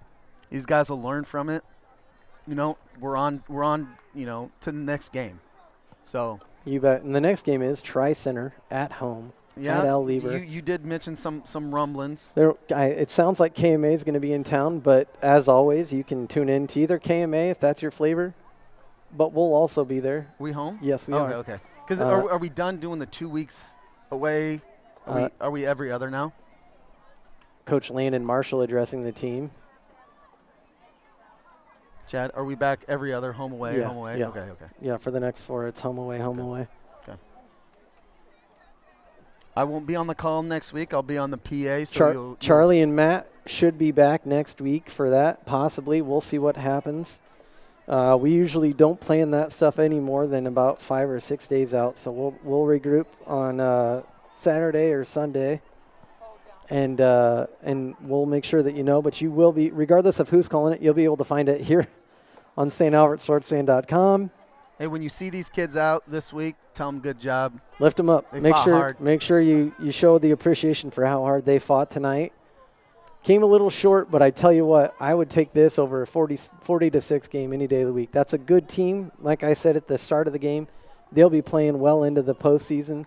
That's the expectation here at St. Albert as you see Coach Woods greet his kids. It's always a fun sight to see after the game. We'll obviously see how the rest of the season ends, Chad. But, if they go on a run, they win a couple more games, few more games, they could probably look back at this game as kind of a turning point. I think just the effort and just it's like I just think we can look back at this game later on in the season and like attribute whatever happens, hopefully, success to this experience. And so the focus shifts from here on out to go win against Tri-Center, win the next 2 after that, Logan and Westwood Sloan, and then you're probably looking at a home playoff game. Yeah. And that's where I would imagine Coach Woods is going to shift the focus there. At any rate, I think we should go ahead and start packing up. I'm Chad Hannon. Jesse Shea. For Charlie Narmy, Kate Narmy. Thank you so much, Brady Kate. Smith Brady Smith bailing us out. out. Kellen Underwood helping us out. Kinley Banks. Doing a great job cheering, Kinley. Let's wrap it up. Yeah. Long drive home. Thanks, Everybody guys. drive safe. Thanks for tuning in, and we'll see you next week for the Tri-Center game at home. Go Falcons.